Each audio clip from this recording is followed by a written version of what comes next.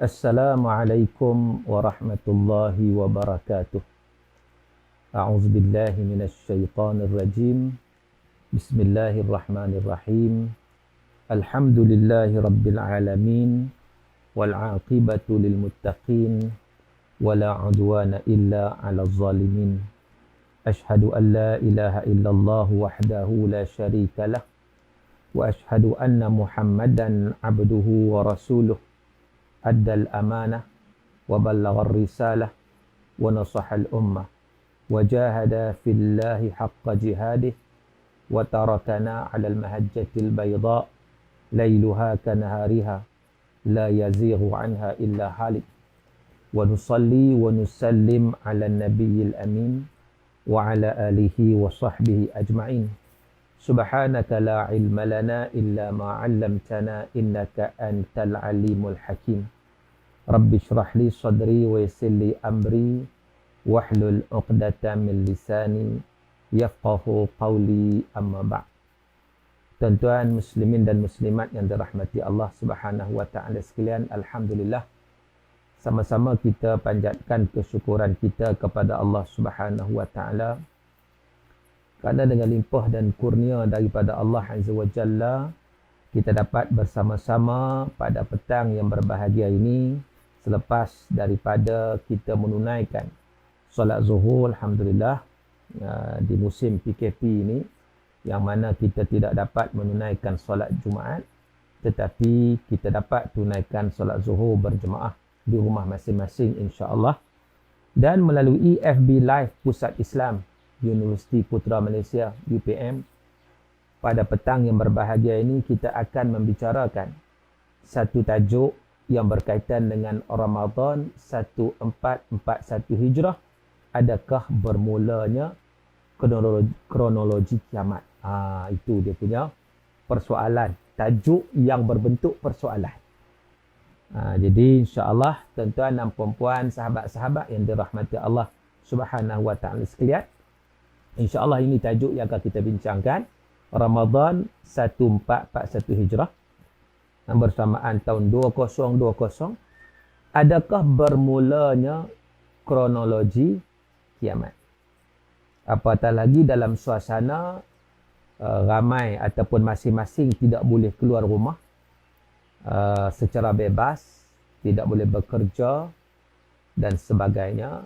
Bukan sekadar di tempat kita di Malaysia, tetapi di seluruh dunia.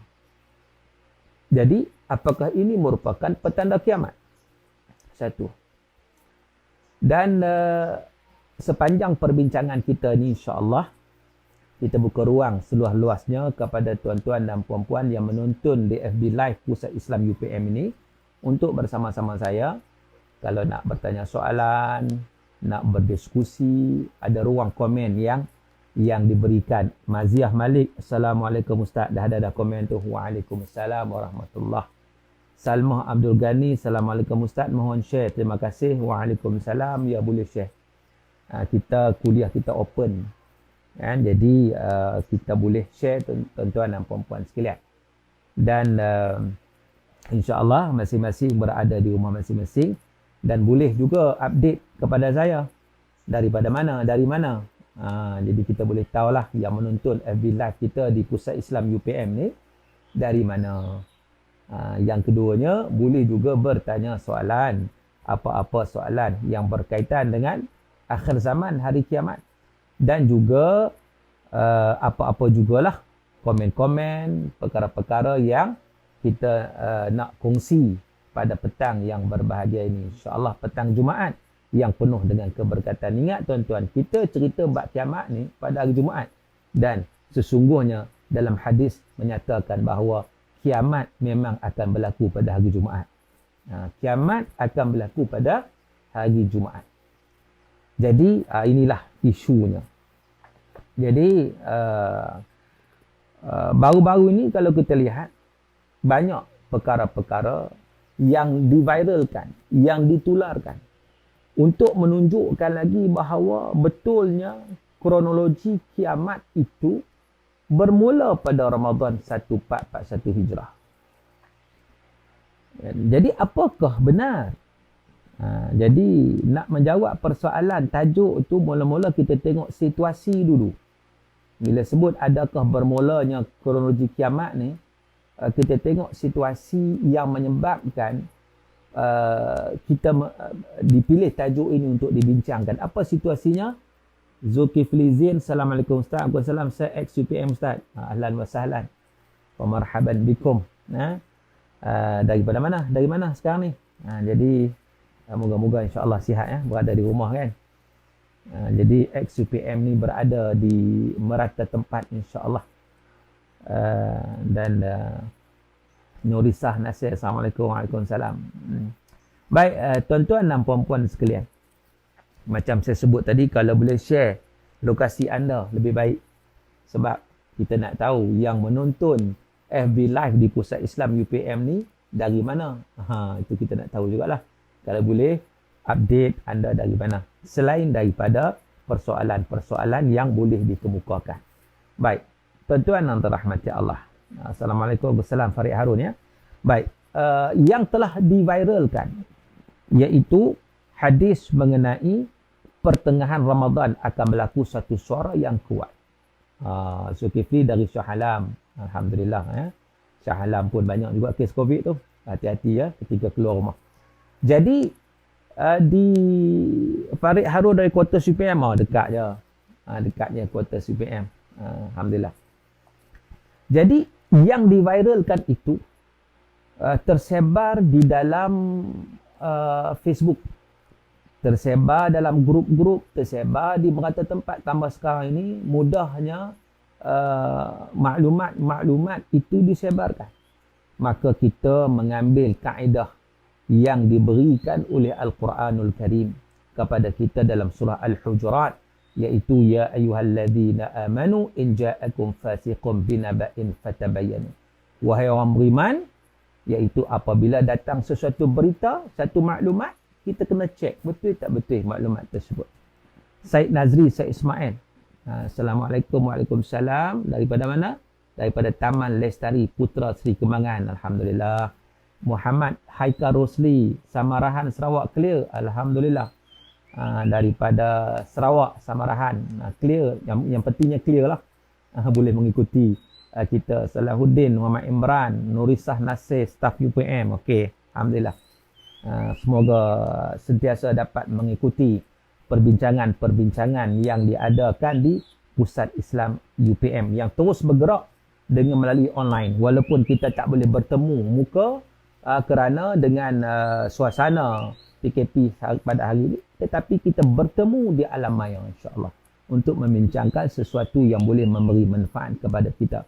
Cik Ana Nawi, Assalamualaikum salam. Saya Rohana dari Sungai Petani Kedah. Jauh tu. Tadi daripada Sarawak, ni daripada Sungai Petani yang mengikuti perbincangan kita. Alhamdulillah.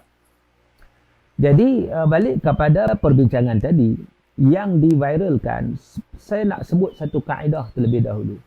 Dalam kita menerima apa-apa berita yang diviralkan atau ditularkan, kita kena berhati-hati. Sebab apa yang sampai kepada kita itu bukan lagi dianggap sebagai ilmu, melainkan setelah diselidiki kebenarannya. Apa-apa yang datang kepada kita baru satu perkhabaran, satu maklumat. Roza Rusdi, Assalamualaikum warahmatullahi wabarakatuh. Saya tinggal 16 km dari UPM dan staf UPM. 16 km tu kat mana? 16 km. Kena kira kat tu kan. Jadi, kalau kita lihat bagaimana al-khabaru kalau dalam ilmu balaghah pun dia ajar pada kita, al-khabaru yahtamilu as-sidqa wal kadhib. Perkhabaran itu dia membawa sama ada kebenaran atau kebatilan. Sama ada benda betul atau benda bohong. Yang sesuatu berita yang sampai kepada kita, sesuatu perkhabaran yang sampai kepada kita, kita kena pastikan dulu sama ada dia benar atau tidak benar. Itu. Bila kita mengetahui dengan sebenar, barulah dianggap sebagai ilmu. Ilmu. Sebab itu ilmu itu adalah pengetahuan sebenar terhadap sesuatu perkara, baru dia menjadi ilmu. Baik, sebelum itu tuan-tuan harap bagi tahu pada saya kalau suara tidak jelas. Kalau suara jelas, alhamdulillah. Sebab saya menggunakan handphone. Saya menggunakan handphone. Kalau tak jelas, bagi tahu saya, mungkin kita boleh baiki, tengok kat mana yang boleh dibaiki mikrofon ni. Kita cek mikrofon supaya dapat dikeluarkan, dapat dipastikan dikeluarkan mikrofon ni. Sebab mikrofon ni duduk kat dalam baju saya ni. Sebab tak nampak kan. Kalau tidak nampak dia tergantung-gantung begitu. Tetapi nak feedback juga, kalau jelas alhamdulillah, kalau tak jelas kita kena keluarkan mikrofon itu. Sebab saya sebut tadi saya menggunakan handphone live kita, FB live kita pada petang ini.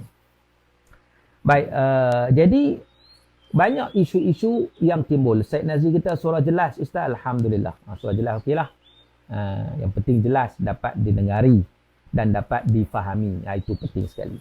Baik, jadi suara cantik sangat, alhamdulillah. Jelas, okey. Semua bagi feedback bagus tu. Maknanya jelas, kita tak perlu keluar mikrofon lah. Mikrofon tu ada tersimpan elok. Jelas Zuhaimi, Ustaz Zuhaimi, alhamdulillah. Daripada salat tinggi ya, duduk di rumah ke apa? Kan?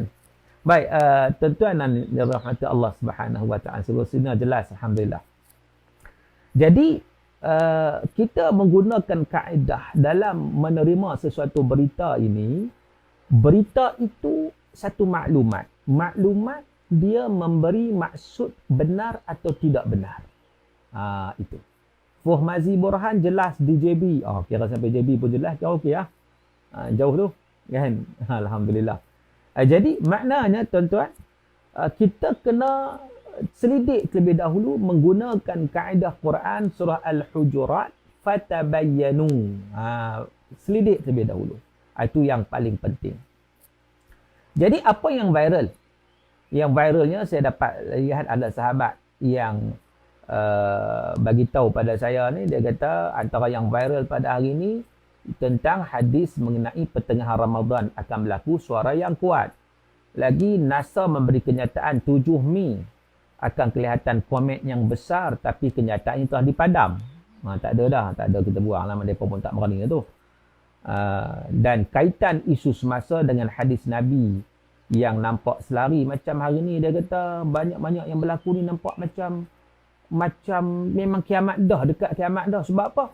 Umrah dan haji terhalang, salju di Arab, dan macam-macam lagi petanda-petanda. Kita nak pergi masjid pun tak boleh, kan?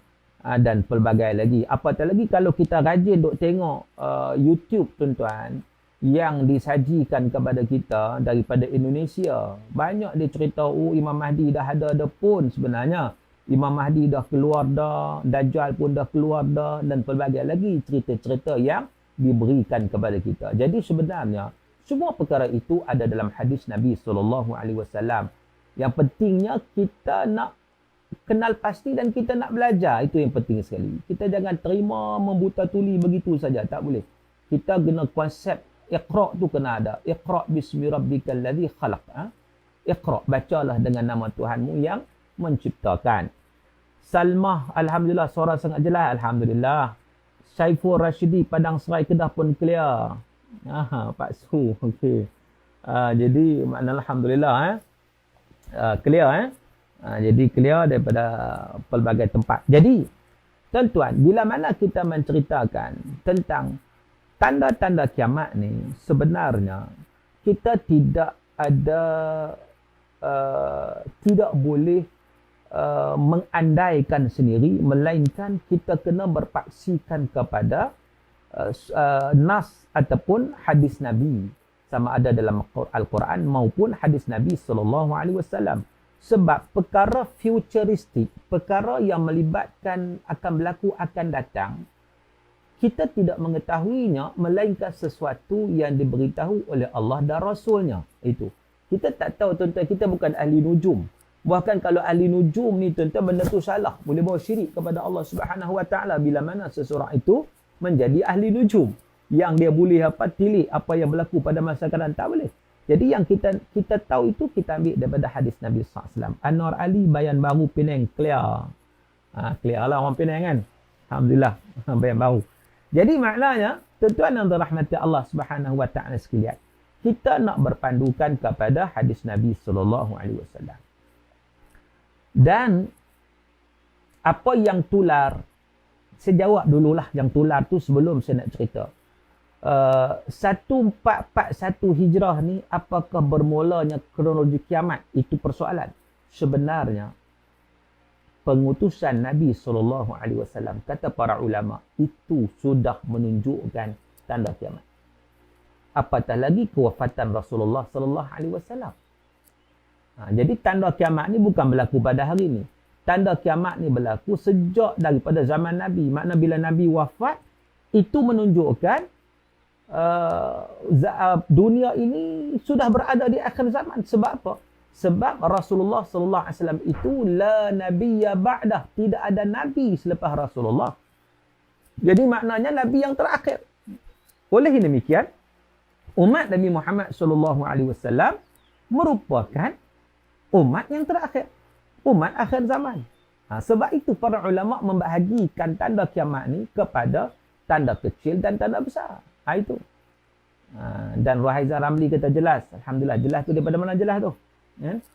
Jadi maknanya para ulama membahagikan tanda kiamat itu kepada tanda kecil dan tanda besar. Semuanya berdasarkan kepada apa yang telah dinyatakan oleh Rasulullah SAW. Jadi seolah-olahnya apa yang nak dibagi tahu pada kita tanggal Jumaat 15 Ramadan kebetulan berada pada pertengahan Ramadan ni jatuh pada hari Jumaat 15 Ramadan bersamaan dengan berapa bulan tuan? 8 hari bulan. Makna minggu depan. Minggu depan. Razi kata apa? Terima kasih Ustaz memenuhi undangan untuk berkongsi ilmu. Alhamdulillah dibangi suara Ustaz sangat jelas. Ni kita punya pengarah Pusat Islam, Ustaz Radhi. InsyaAllah terima kasih ya mengundang saya untuk bersama di Pusat Islam UPM pada hari Jumaat ini untuk berkongsi apa yang boleh kongsilah setakat mana boleh kongsi ya.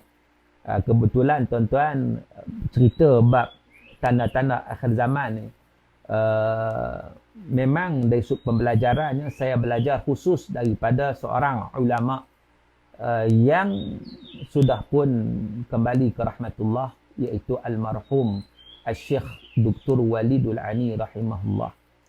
Dia ni merupakan seorang yang pakar ataupun perkhususan beliau daripada awal lagi daripada degree master PhD semuanya berkaitan dengan hadithul fitan, hadis-hadis akhir zaman. Jadi apa yang saya sampaikan ini adalah berdasarkan ilmu yang saya ambil daripada almarhum Syekh Dr. Walidul Ani rahimahullah yang berasal daripada orang Iraq. Assalamualaikum warahmatullahi Meron, steady Ustaz, Sungai Petani jelas. Alhamdulillah, Sungai Petani jelas. Okey. Jadi beliau juga mengajar di Universiti Yarmouk satu ketika subjek hadis-hadis fitan, dan juga saya juga sempat belajar dengan dia secara talaqi kepada Syekh Dr. Walidul Ani, seorang yang muhtaram. Sempat belajar dengan dia juga secara bertalaqi. Jadi apa yang saya boleh sampaikan itu adalah ilmu yang berdasarkan kepada alim ulama yang mengkaji tentang isu ini. Sebab kadang-kadang tak ramai yang mengkaji tentang isu akhir zaman ini. Kerana apa? Kerana dia melibatkan benda futuristik. Futuristik ni benda yang belum berlaku. Di antara sahabat Nabi yang suka mengkaji futuristik ni adalah Huzaifah. Jadi sebab apa? Dia ada kepentingan yang tertentu. Cumanya kita hanya kesempatan hari ini kita nak jawab isu saja kot. Kalau kita nak bincang dengan lebih mendalam panjang, kita perlu pada kuliah insya-Allah secara bersiri. Khalid Lambak Ustaz, perkongsian yang bermanfaat insya-Allah. Kongsi baru Ustaz. Kita baru Ustaz. Kan? Jadi mudah-mudahan kita harap bermanfaatlah, dan saya perlu feedback pada tuan-tuan kalau ada soalan-soalan, lagi senang kita berdiskusi. Saya tak nak cakap seorang je. Kalau saya cakap seorang ni kadang dia letih gitu je, berhenti habis gitu je. Tapi kalau ada yang bertanya, ada yang ni, kita lajak sikit lah kan. Apa pun saya nak sebut tentang tanda kiamat ni ada kecil ada besar. Seolah-olah yang nak bagi tahu kepada kita minggu depan Jumaat ni tanda besar. Sebab apa? Sebab dikaitkan pula bila ada satu suara dari langit akan berlakulah ad-dukhan. Ad-dukhan. Bila sebut ad-dukhan pula dia merupakan tanda besar kiamat. Kerana kalau kita nak bicara bab tanda kecil kiamat memang dah banyak berlaku. tanda kecil kiamat. Sebab itu apa yang disebut, yang diviralkan, yang ditularkan itu seolah-olah nak menyatakan kepada kita itu tanda besar kiamat. Pernah tahun 2012, 2012 ke 2015 ya? 2015. Kenyataan seolah-olahnya matahari naik sebelah barat. Kononnya diambil daripada kenyataan NASA juga. NASA. Sebab tu kenyataan NASA ni bagi saya, kita boleh ambil kajian-kajian dia. Tetapi kita kena tally, tengok sunnah Nabi, tengok hadis. Tally tak tally. Kalau tak tally, kita lebih percaya kepada hadis Nabi daripada NASA. Itu kena ingat. Sebab pernah satu ketika tular tahun 2015, telah viral bahawa matahari naik sebelah barat pada 2015. Dia punya alasan dia, kajian daripada NASA menunjukkan bagaimana peredaran bumi itu dah beralih. Kutub utara, kutub selatan dah beralih dan sebagainya. Akan berlakunya peralihan. Matahari pun dia akan naik belah barat. Dia akan bertukar. 2015 tuan-tuan. Bila tular isu itu, kebetulan waktu itu TV3 melalui rancangan Al-Kuliah. Dia tanya kepada saya, Ustaz, macam mana ni nak tajuk yang kita nak bincang? Saya kata, okeylah, oleh kerana viral pada waktu itu, tentang kiamat ataupun matahari naik sebelah barat 2015, saya cadangkan dalam rancangan Al-Kuliah TV3 bincang tentang matahari naik sebelah barat 2015. Dan kita nak bagi tahu bahawa kalau mengikut hadis Nabi SAW, ia tidak berlaku tahun 2015. Tidak berlaku. Maka alhamdulillah sekarang dah 2020. Tak berlaku pun matahari naik sebelah barat. Sebab apa? Sebab perkara itu yang dinyatakan itu, kalau kita tengok kronologi yang diberitahu oleh Nabi SAW, maka kita tahu bahawa ianya tidak berlaku lagi. Tak berlaku. Cuma kita tak tahu bila nak berlaku. Tetapi kita tahu dia tak berlaku. Sebab apa? Sebab sebelum berlaku matahari naik sebelah barat itu, dia ada rentetan-rentetan dia. Dia ada perkara-perkara lain yang akan berlaku berdasarkan apa yang telah dinyatakan oleh Rasulullah SAW kepada kita. Cumanya tuan-tuan yang dirahmati Allah, saya nak petik hadis an Hudzaifah radhiyallahu anhu qala ittala'a an-nabi sallallahu alaihi wasallam wa nahnu natadhakar faqala ma tadhakarun qalu nadhkuru as-sa'ah qala innaha lan taquma hatta tarawna qablaha 10 ayat fadhakara ad-dukhan والدجال والدبة وطلوع الشمس من مغربها ونزول عيسى عليه السلام ويأجوج ومأجوج وثلاثة خسوفات خسف بالمشرق وخسف بالمغرب وخسف بجزيرة العرب وآخر ذلك نار تخرج من اليمن تطلو الناس إلى محشرهم حديث رواه مسلم حديث صحيح ya Imam Muslim. Apa makna dia?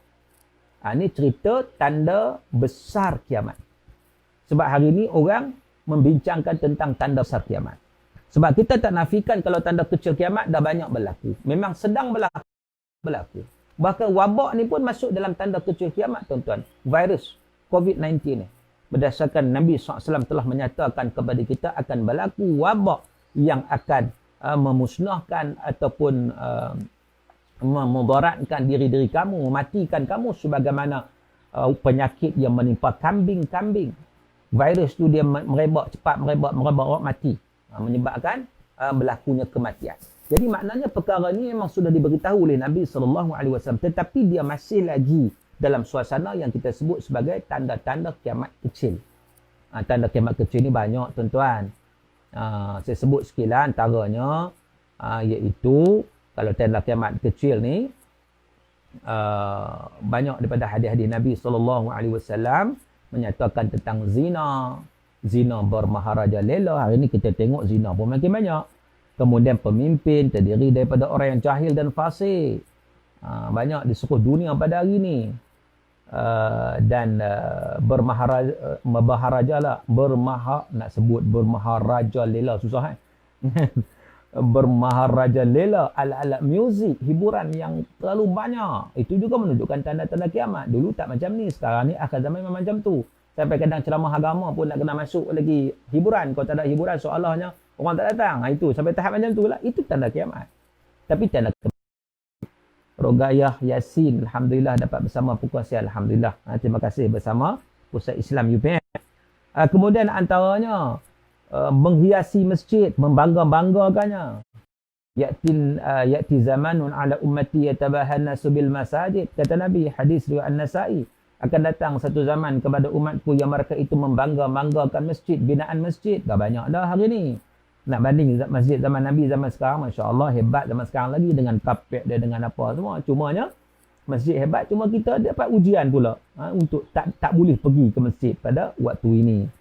Dan kemudian munculnya putus silaturahim, memutuskan hubungan kaum kerabat. Dan itu juga tanda-tanda kiamat. Ramai orang tuntut ilmu kerana nak pangkat dan kedudukan. Ni juga ada juga tuan. Orang tuntut ilmu ni bukan kerana ilmu, tapi kerana nak kerja, itu saja. Sedangkan kerja ni Allah bagilah, yang penting belajar dulu. Ni kadang-kadang sampai ke tahap fakulti pengajian Islam sekalipun.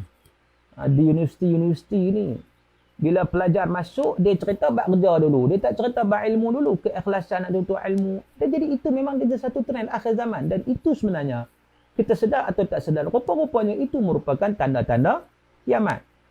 Dan orang-orang saleh pun makin lama, makin ramai para alim ulama meninggal dunia seorang-seorang. Sebagaimana disebut dalam hadis Nabi, Inna Allah la yaqbidul ilma intiza'an minal ibad, walakin yaqbidul ilma biqabdil ulama.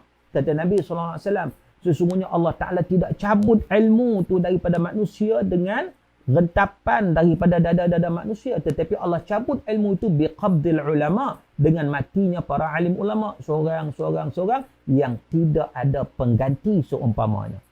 Jadi itu. Selain pada itu hak Nabi SAW sebut tentang kita ucap salam kepada orang kita kenal je. Orang tak kenal kita tak bagi salam, betul? Banyak ada hari ni orang kenal kita bagi salam, tak kenal buat tak tahu je kan. Banyak wanita nisaun kasian ariyat, berpakaian tapi telanjang. Makna apa? Pakaian ketat. Ini juga tanda akhir zaman, tuan-tuan. Pakaian ketat, kadang-kadang bukan tak pakai tudung, tetapi dia punya potongan tu baju ketat, seluar sendat, pakai seluar jin pula. Disebut dalam hadis Nabi SAW. Ini juga tanda-tanda kiamat. Kemudian banyak dusta dan tidak tepat dalam menyampaikan berita. Itu hadis dalam Sahih Muslim menceritakan perkara tersebut, iaitu pada akhir zaman akan muncul pendusta-pendusta, pembohong-pembohong besar yang membawa berita yang belum pernah kamu dengar dan belum pernah didengar oleh bapa-bapa kamu sebelumnya. Jadi maknanya cerita-cerita yang pelik-pelik dia bawa. Maka itu juga cerita-cerita yang direka cipta. Itu belum lagi saksi palsu, dan negara Arab menjadi padang rumput, sungai. Itu tanda kiamat. Dan sekarang ni pun dah ada sebenarnya. Saya perasan saya duk pergi Mekah Al-Mukarramah ketika mana pergi menunaikan, melaksanakan ibadah umrah. Cuma sekarang ni tak boleh pergilah. Tetapi ketika saya pergi, saya nampak perkembangan tu, saya nampak. Saya sendiri nampak. Tu saya kata orang, saya sendiri nampak. Yang mana Bukit Bukau di Makkah Al-Mukarramah nampak semakin menghijau. Ada sekali setahun tu, sebelum tu saya pergi tak ada apa, makna masih lagi kering gontang. Tapi tahun depannya pada musim yang sama, bukan musim berbeza, musim yang sama, tengok lain macam. Tengok dia punya Bukit Bukau pun dah banyak ada pokok-pokok hijau apa semua. Maka sebenarnya itu tanda kiamat, tetapi masih lagi tanda-tanda kecil kiamat sebenarnya. Dan juga antara tanda kecil kiamat lagi apa? Saya sebutkan secara ringkas ni nak bagi gambaran, sebab poin utama saya akan sebut nanti tanda besar. Sebab itu yang dibincangkan sebenarnya. Sebab yang duk cerita pasal apa minggu depan nak jadi dukhwan apa semua tu, itu tanda besar kiamat. Jadi maknanya di situ saya akan cerita yang tu. Cuma secara ringkas saya akan sebut dulu. Saya cuba senaraikan di sini, senaraikan antara yang kita boleh petik daripada hadis Nabi SAW. Cuma saya ringkaskan antara perkara. Saya tak sebut semua sebab banyak sangat, tuan-tuan. Saya sebut sikit-sikit. Antaranya jarak-jarak antara pasar menjadi dekat. Menunjukkan bahawa itu hadis sahih riwayat Bukhari, tuan-tuan. Maknanya jarak di antara pasar tu dan pasar tu makin banyak. Apakah ini menunjukkan perkara buruk? Tidak. Tanda-tanda kiamat dia tidak menunjukkan perkara buruk. Ada yang buruk macam arak berleluasa, zina berleluasa. Tetapi ada juga yang menunjukkan kepada fenomena yang berlaku. Contoh pasar-pasar tak ada masalah, bukan tempat maksiat. Kecuali lah korang ada maksiat kan. Tapi pasar semata-mata untuk jual beli. Tetapi tanda akhir zaman ialah parsa semakin banyak. Memang semakin banyak. Abu Qasim Zaini, alhamdulillah, dapat bersama perkongsian sama Ustaz. Terima kasih bersama-sama saya petang ni. Aisyah Harifin, alhamdulillah. Baik, tuan-tuan. Daripada mana ya? Tak bagi tahu dari mana. So kita tak tahu dari mana. Kalau bagi tahu dari mana, kita sebut kat sinilah. Kan? Nak bagi tahu bagaimana nak tengok penonton-penonton kita ni melalui FB Live Pusat Islam UPM ni dari mana yang menontonnya. Baik, ada soalan yang pertama dia kata, Ustaz, bagaimana untuk tidak leka dengan fana dunia seperti lalai dengan hiburan, pemakaian dan lain-lain lagi.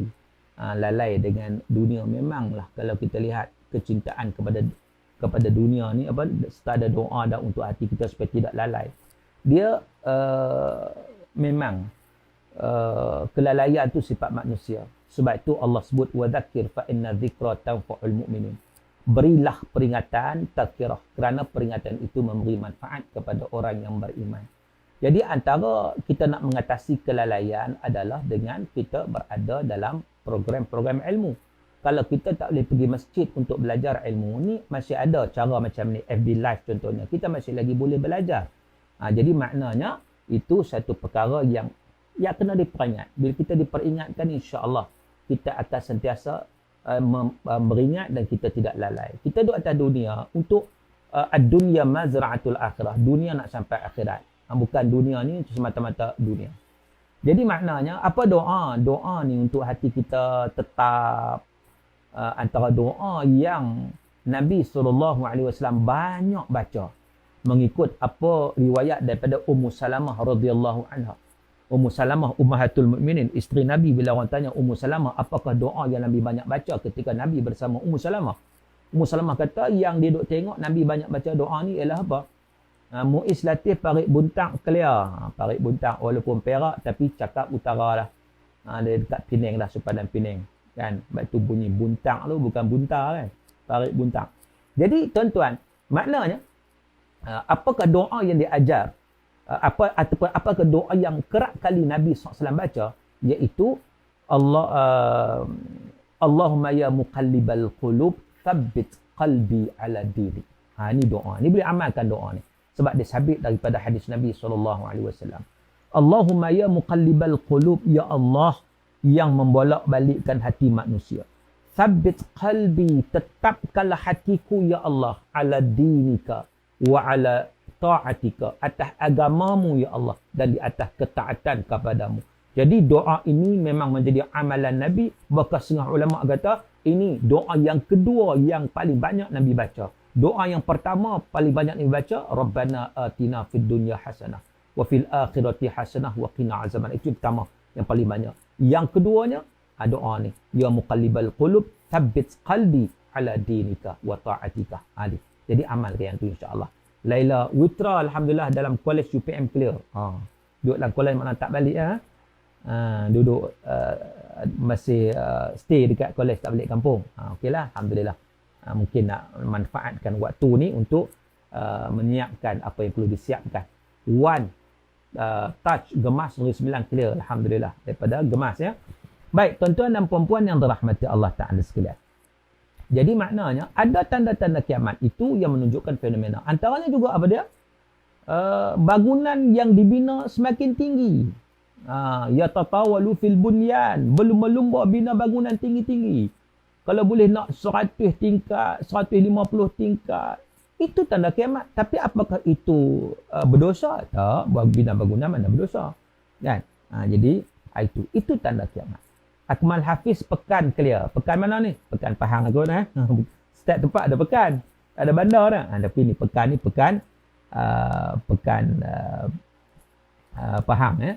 Baik, jadi maknanya kemudian antaranya lagi kalau kita lihat antara tanda-tanda lagi akhir zaman ni, di samping itu bisnes-bisnes makin banyak, perniagaan-perniagaan makin banyak. Kemudian banyaknya juga meningkatkan juga LGBT. Itu tanda akhir zaman. LGBT makin meningkat. Homoseksual juga makin meningkat. Lesbian makin meningkat. Ni akhir zaman ni macam-macam ada. Laki-laki kahwin laki-laki, perempuan kahwin perempuan. Dulu mana ada? Sekarang ni makin banyak. Dan itu tanda akhir zaman. Nur Salihah Kelang clear juga, alhamdulillah. Alhamdulillah. Begitu juga terdapat ramai anak luar nikah. Ini saya tak perlu sebutlah, tuan-tuan boleh tengoklah. Statistik tuan saya kata seluruh dunia tuan-tuan, tempat kita sudah cukup. Kita boleh tengok bagaimana perkembangan banyak tak banyaknya. Kalau nak kira seluruh dunia lagi banyaklah kan. Kemudian bagaimana berkurangnya sifat amanah. Amanah tu makin kurang. Hingga kan kata Nabi SAW, idza wusidal amru ila ghairi ahli idza dhiyatil amanah fantadhris sa'ah. Bila mana amanah itu disia-siakan, maka tunggulah berlakunya kiamat. Maka kata sahabat Nabi, wa ma idha'atuha, bagaimana yang dikatakan amanah itu disia-siakan? Orang khianat pada amanah. Kata Nabi, idza wusidal amru ila ghairi ahli, apabila diserahkan kepimpinan kepada mereka yang tidak layak untuk memegangnya. Mana satu urusan patut diberi pada orang amanah, tapi orang yang tidak amanah yang khianat. Jadi itu juga merupakan tanda-tanda kiamat. Kemudian terasa berat untuk menjalankan syariah, hukum hakam Allah Subhanahu wa taala. Lelaki taat pada isteri tapi derhaka pada mak, banyak juga ni, banyak. Dia taat pada isteri dia, jadi queen control. Dan seseorang itu berkasar dengan ibu bapanya tetapi sangat ramah dengan kawan-kawan. Dengan kawan-kawan tu dia bagus punya, tetapi dengan ibu bapa kasar, dia tak jaga betul-betul. Dan itu juga kalau kita lihat seseorang itu dihormati bukan kerana budi kebaikannya, tetapi kerana takut akan kejahatannya. Jadi itu. Dan bagaimana berlakunya seorang isteri bekerja dalam satu syarikat dengan suaminya. Itu tanda kiamat juga. Iaitu disebut dalam hadis, tersebar dan berkembangnya perdagangan sehingga seorang isteri membantu suaminya berdagang, berniaga. Bukan salah wanita nak berniaga, tak salah, tetapi itu petanda kiamat. Jadi Najmuddin Zakaria, Assalamualaikum warahmatullahi wabarakatuh. Jadi maknanya itu tanda-tanda kiamat yang banyak, yang boleh kata. Dan bahkan kadang-kadang dalam perniagaan itu yang kata isteri itu yang bos. Kan? Itu berlaku. Dan banyaklah tuan-tuan, banyak orang berharap untuk mati kerana kesengsaraan. Ada orang nak mati. Dia kata kalau mati tu hak bunuh diri buat tak? Sebab masalah kesusahan, kemiskinan, dan itu belum lagi tanda-tanda kiamat yang lain. Berlakunya gempa bumi, berlakunya pembunuhan, peperangan, pergaduhan, dan berlakunya mautal faj'ah, mati yang datang secara tiba-tiba, yang mendadak. Jadi tuan-tuan, itu antara, banyak lagi, cuma saya nak sebut itu antara tanda-tanda kiamat, tanda-tanda kecil. Cuma apakah bermulanya tanda-tanda besar? Kalau ikut kepada yang ditularkan minggu depan, lah mula tanda besar. Sebab apa? Sebab ada ad-dukhan. Itu. Kan? Jadi macam mana? Saya nak sebut hadis Nabi tadi. Iaitu an Huzaifah radhiyallahu anhu. Daripada Huzaifah radhiyallahu anhu, dia berkata, itala'an Nabi sallallahu alaihi wasallam wa nahnu natadakar. Satu hari Rasulullah muncul dalam keadaan kami sedang berdiskusi, kami tengah duduk sembang, duduk berdiskusi, berbincang-bincang. Lalu muncul Nabi SAW, faqala, lalu Nabi berkata, ma tadhakarun, kamu duduk bincang apa? Itu, kamu duduk bincang apa? Lalu kata sahabat, nadhkurus sa'ah, kami tengah berbincang tentang tanda-tanda kiamat. Kami berbincang tentang kiamat. Jadi sahabat-sahabat Nabi tuan-tuan, mereka pun berbincang tentang kiamat. Sebab apa? Sebab perkara ini disebut dalam Al-Quran. Kiamat ni satu perkara yang pasti. Jadi kurang-kurangnya kita membuat persiapan dan juga persediaan untuk menghadapi kiamat. Lalu kata Nabi SAW, Nabi kata, innaha lan taquma hatta tarawna qablaha 10 ayat. Sesungguhnya kiamat itu tidak akan berlaku sehinggalah kamu akan menyaksikan berlakunya 10 tanda, 10 perkara. Fadzakara ad-dukhan. Maka Nabi SAW menyebut tentang ad-dukhan. Yang dikatakan minggu depan ni betul tak betul, sekali kita nak tengok. Sekali kita nak bedah siasat. Betul tak minggu depan ni berlaku ad-dukhan. Tapi hak Nabi sebut ya. Tanda besar kiamat ad-dukhan. Pertama. Yang kedua wad-dajjal. Dajjal. Tanda kiamat adalah Dajjal. Okey? Yang ketiganya adalah wadabbah. Dabbah ni apa? Dabbah ni adalah binatang bumi. Apa dia nanti kita cerita. Kemudian apa lagi? Wa tulu asyams min maghribiha. Mata sebelah barat macam kita sebut tadi. Yang diwar-warkan 2015, benda tu tak betul. Okey. Kemudian apa lagi? Wa nuzula Isa alaihi salam, turunnya Nabi Isa alaihi salam. Itu tanda kiamat besar lagi. Kemudian apa lagi? Wa ya'juj wa ma'juj. Ya'juj dan ma'juj. Kemudian wa thalathata khusufat. 3 gempa bumi yang akan berlaku. Khasfun bil masyriq, satu berlaku di timur. Wa khasfun bil maghrib, satu berlaku di barat. Wa khasfun bi jaziratil Arab, dan satu lagi gempa bumi akan berlaku di semenanjung tanah Arab. Wa akhiru dhalik, dan akhirnya narun takhruju minal Yaman, satu api yang keluar daripada Yaman, tatrun nas ila mahsyarihim, yang akan menghalau manusia ke tempat perkumpulan mereka. Baik, tuan-tuan yang dirahmati Allah, ini antara hadis akhir zaman yang menyatakan tentang tanda-tanda besar kiamat. Dan ada banyak hadis lagi, tuan-tuan, yang menceritakan tentang tanda besar kiamat ni. Cuma kalau kita nak baca satu-satu tu mengambil masa yang panjang, saya nak pergi kepada ringkasan perbincangan. Ya. Jadi dalam hadis ini seolah-olah menyatakan yang pertama Nabi sebut dukhon. Pertama sekali dukhon. Asap dulu. Yang kedua Dajjal. Yang ketiga Dabbah. Yang keempat matahari naik sebelah barat. Yang kelima turun Nabi Isa. Yang keenam Ya'juj Ma'juj. Apakah susunan akan berlaku seumpama ini? Para ulama kata tidak. Sebab apa? Sebab dalam hadis yang lain Nabi sebut macam lain pula. Maknanya perkara yang sama. Ada hadis Nabi sebut matahari naik sebelah barat dulu. Nabi sebut yang mula-mula matahari naik sebelah barat. Maka ada kepelbaian hadis. Maka dengan sebab itu berkata Al-Mubarakfuri menyatakan ikhtalafa ahlul ilmi ala fi tartibiha. Yang kata ahli-ahli ilmu ni mereka berbeza pandangan tentang susunan kiamat itu. Susunan tanda-tanda kiamat itu. Ahli ilmu mereka berbeza pandangan. Yang mana dulu? InsyaAllah tuan-tuan saya akan cuba bagi kronologi kiamat. Berdasarkan kepada ijtihad para ulama. Berdasarkan kepada hadis-hadis Nabi SAW. Sebab tanda besar tu pula bagi dua pula. Sebenarnya. Tanda yang berkaitan dengan manusia dan tanda yang berkaitan dengan cakrawala. So, ada dua. Ad-Dukhan ni dia berkaitan dengan manusia kan berkaitan dengan cakrawala. Itu kita kena ingat. Sebab itu kalau berkaitan dengan cakrawala, Nabi sebut dalam hadis sahih, awal-awal tanda kiamat adalah matahari naik sebelah barat. Sebab itu ada orang, bila mana dia dapat hadis itu, dia kata, oh tengok, yang mula-mula sekali matahari naik sebelah barat. Sebab itu mereka boleh menerima 2015 matahari naik sebelah barat. Akhirnya tak ada.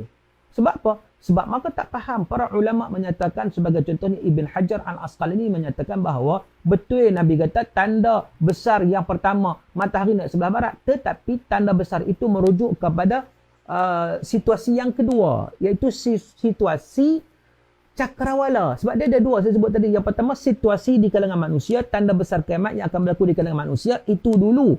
Yang kedua barulah yang melibatkan alam, fenomena alam dan cakrawala. Dan matahari naik sebelah barat itu merupakan perkara pertama tanda besar kiamat yang melibatkan cakrawala. Faham tak? Okey. Itu. Baik, tuan-tuan. Jadi, kalau kita nak kata dukhon tu minggu depan, hari Jumaat. Dukhon ni termasuk yang mana? Termasuk berkaitan dengan manusia ke? Termasuk berkaitan dengan cakrawala? Jawapannya berkaitan dengan cakrawala. Jadi kalau dukhon berlaku, sebelumnya matahari naik sebelah barat dulu. Kan? Dan sebelumnya lagi akan berlaku tanda-tanda kiamat yang berkaitan dengan manusia. Semua benda ni belum berlaku, tuan-tuan. Itu yang pertama sekali, tak berlaku. Jadi mustahil bahawa Jumaat depan berlaku dukhon. Mustahil, tuan-tuan. Kalau kita merujuk kepada hadis Nabi SAW. Walaupun kalau Allah nak buat, boleh je. Sehari yang boleh buat semua. Tetapi apapun Nabi dah bagi tahu pada kita. Bila mana kita rujuk kepada hadis Nabi, kita dapati bahawa ad-dukhon tak akan berlaku minggu depan. Satu. Yang kedua, tuan-tuan. Satu ingatan kepada diri saya dan juga sahabat-sahabat sekalian. Jangan sesekali meletakkan tarikh tertentu untuk berlaku mana-mana tanda kiamat. Jangan. Benda ni salah. Dia bercanggah dengan prinsip ilmu Islam. Bercanggah. Sebab tu kalau ada orang siap bagi ramalan lagi macam kita sebut matahari naik sebelah barat lah tahun sekian, kiamat tahun sekian 2060 ke apa ke, dukhan akan berlaku 15 kita kata pertengahan Ramadan, Ramadan hari Jumaat 15 hari bulan Ramadan. Siap bagi tahu tarikh itu merupakan satu perkara yang tidak betul. Itu kaedah pertama yang kita kena ingat. Itu kan ustaz dia kata yang ditularkan tu hadis Nabi kan. Hadis Nabi yang kata pertengahan hari Jumaat, pertengahan Ramadan itu akan berlakunya suara kuat daripada langit. Maka suara kuat itu selepas itu ada yang kaitkan pula kenapa suara kuat itu. Rupa-rupanya selepas itulah berlakunya hentaman meteor. Bila berlakunya hentaman meteor, lepas itulah berlakunya dukhan yang akan menyelubungi seluruh dunia pada waktu itu. Tuan-tuan, kita kena hati-hati. Baik. Hati-hati bagaimana? Yang pertama hadis yang menceritakan tentang suara kuat di langit itu. Bila kamu dengar suara kuat itu, kamu jangan keluar rumah. Jangan keluar. Sekarang mungkin tak keluar dah tuan. Sekarang tak keluar dah. Jangan keluar rumah. Tutup lubang-lubang pintu, lubang tingkap, semua lubang kena tutup habis semua. Kan? Tuan-tuan. Jadi, sebenarnya, hadis itu diriwayatkan, disebut dalam kitab Al-Fitan oleh Nu'aim bin Hammad. Dan para ulama hadis menyatakan hadis itu adalah hadis palsu. Itu tidak benar. Jadi bila tidak benar, kita tidak boleh bergantung ataupun menjadikan hadis yang tidak benar sebagai satu sandaran kepada kita. Apatah lagi dalam suasana nak menakut-nakutkan orang pula. Tiba tengok minggu depan tak ada apa. Orang kata, tengok hadis Nabi. Tengok Nabi cakap tak betul. Sedangkan itu bukan hadis Nabi yang benar. Tetapi dinisbahkan kepada Nabi. Akhirnya menjadi satu fitnah balik kepada Rasulullah SAW. Sebab itu bahaya tuan-tuan. Kalau hadis ni cukup-cukup bahaya. Kalau kita tak betul-betul tahu, jangan kita sebarkan bahaya. Takut kita ni termasuk dalam kalangan yang mendustakan kepada Rasulullah SAW. Dan Nabi kata, man kadzaba alayya muta'ammidan falyatabawa maq'adahu minan nar. Sesiapa yang mendusta kepadaku dengan sengaja, maka tersedialah tempatnya dalam api neraka. Wal'ayazubillah. Jadi maknanya perkara ini bukan perkara yang simple, perkara berat. Jadi katakan tengok minggu depan tengok tak berlaku apa. Orang kata tengok, kamu kata hadis Nabi, tengok tak berlaku. Tak ada pun suara kuat apa semua tu. Sedangkan memang tak akan berlaku pun. Sebab apa? Sebab itu hadis yang tidak betul. Sebagian ulama kata hadis palsu tuan-tuan. Maka perkara ini tidak betul. Baik, ada soalan daripada Salmah Abdul Ghani. Apa dia tanya ni? Salam Ustaz, apakah benar dan boleh dipercayai seperti yang diwar-warkan bunyi ngauman yang kuat dari laut tanda Ya'juj dan Ma'juj akan terlepas dari kurungnya? Tak betul. Jawapan ringkas saya kata tak betul. Saja saya cerita siapa Ya'juj dan Ma'juj. Sebentar lagi saya cerita. Tapi saya nak cerita jawapan ringkasnya tak betul. Tak betul. Baik. Tuan-tuan dan puan-puan. Jadi kalau tengok daripada yang diwar-warkan tu, seolah-olah Ya'juj dan Ma'juj ni makhluk asing ke apakah? Terlepas daripada kurungannya apa semua ni. Sebab itu sebenarnya yang menyatakan sedemikian adalah riwayat Israiliyat, riwayat Yahudi yang menyatakan sedemikian.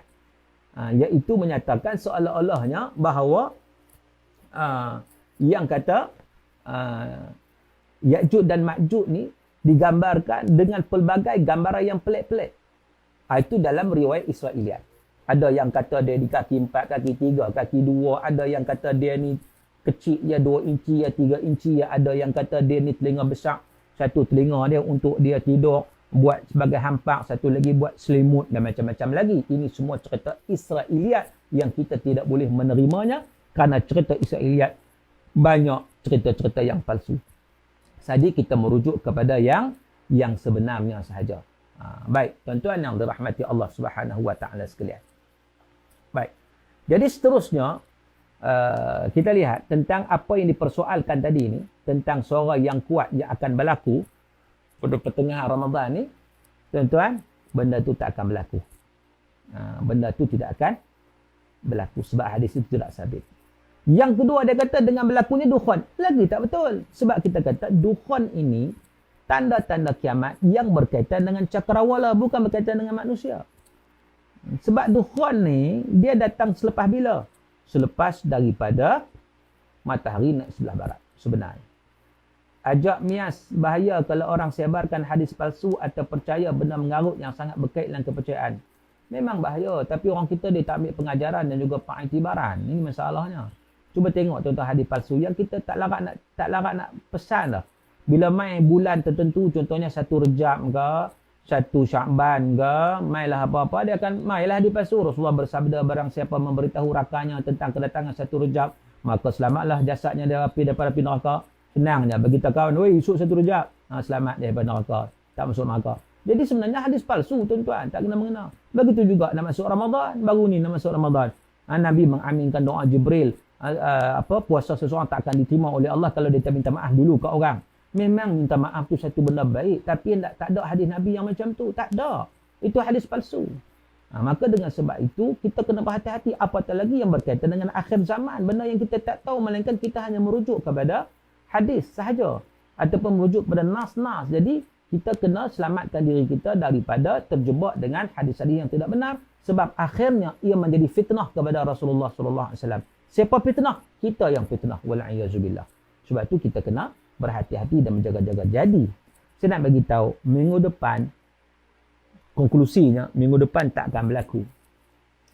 Tak akan berlaku dukhon, tak akan berlaku. Baik, kalau macam tu, mengikut kajian para ulama berdasarkan kepada hadis-hadis Nabi sallallahu alaihi wasallam, apa dulu tanda-tanda kiamat yang besar ni? Kalau bukan dukhon dulu, kita jangan risau tuan-tuan. Minggu depan okey, macam biasalah kita. Kan?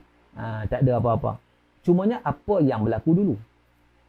Ada setengah ulama kata daripada hadis Nabi ni disebut Dajjal. So Dajjal dulu. Dan ada ulama kata Dajjal ni sezaman dengan Mahdi.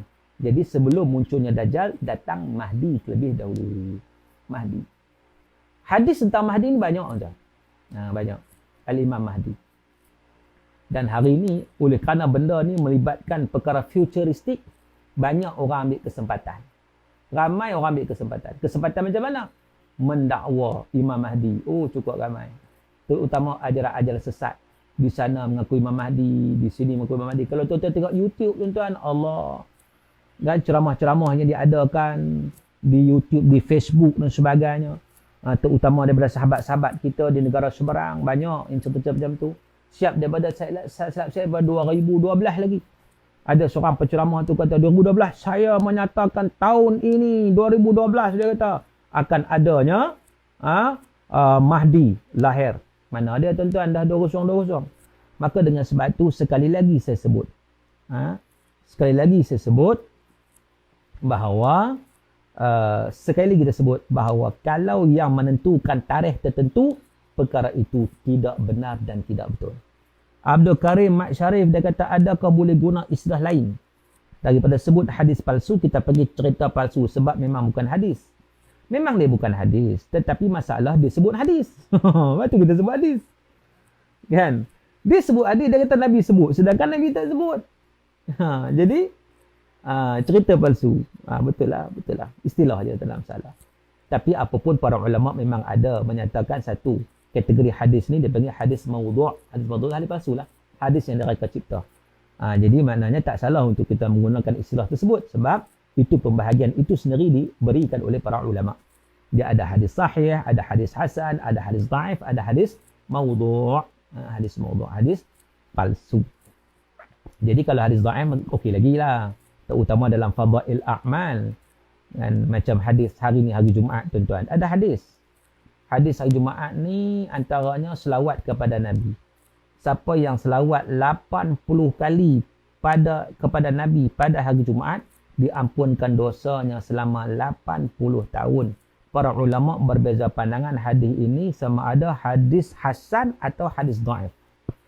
Kalau kita menerima hadis hasan, clear lah. Kalau kita menerima hadis dhaif, masih lagi boleh digunakan dalam fadail a'mal. Iaitu siapa yang selawat 80 kali diampunkan dosa 80 tahun. Tapi dosa apa? 80 lagi selawat, dosa apa? Dosa-dosa kecil. Itu kena ingat. Dosa-dosa kecil. Macam juga kita berpuasa. Dalam hadis yang diriwayatkan oleh Imam Bukhari, hadis sahih. Man shama Ramadan imanan wa ihtisaban, ghufira lahu ma taqaddama min dhanbi. Sesiapa yang berpuasa Ramadan dengan penuh keimanan dan juga pengharapan kepada Allah akan diampunkan dosanya yang telah lalu. Dosa itu merujuk kepada dosa apa, tuan-tuan? Dosa-dosa kecil. Sebab dosa-dosa besar hanya terampun apabila kita benar-benar memohon taubat, memohon keampunan kepada Allah Subhanahu Wa Taala. Tuan-tuan yang dirahmati Allah. Baik, balik kepada cerita kita.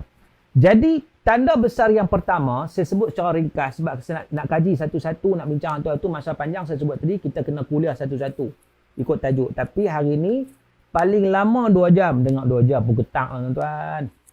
Ni dah apa? Dah sejam dah. Tadi kita start kedua dah aku 3 lah. Lepas tu saya kata paling lama 2 jam. Kalau lepas 2 jam saya pun tak larat.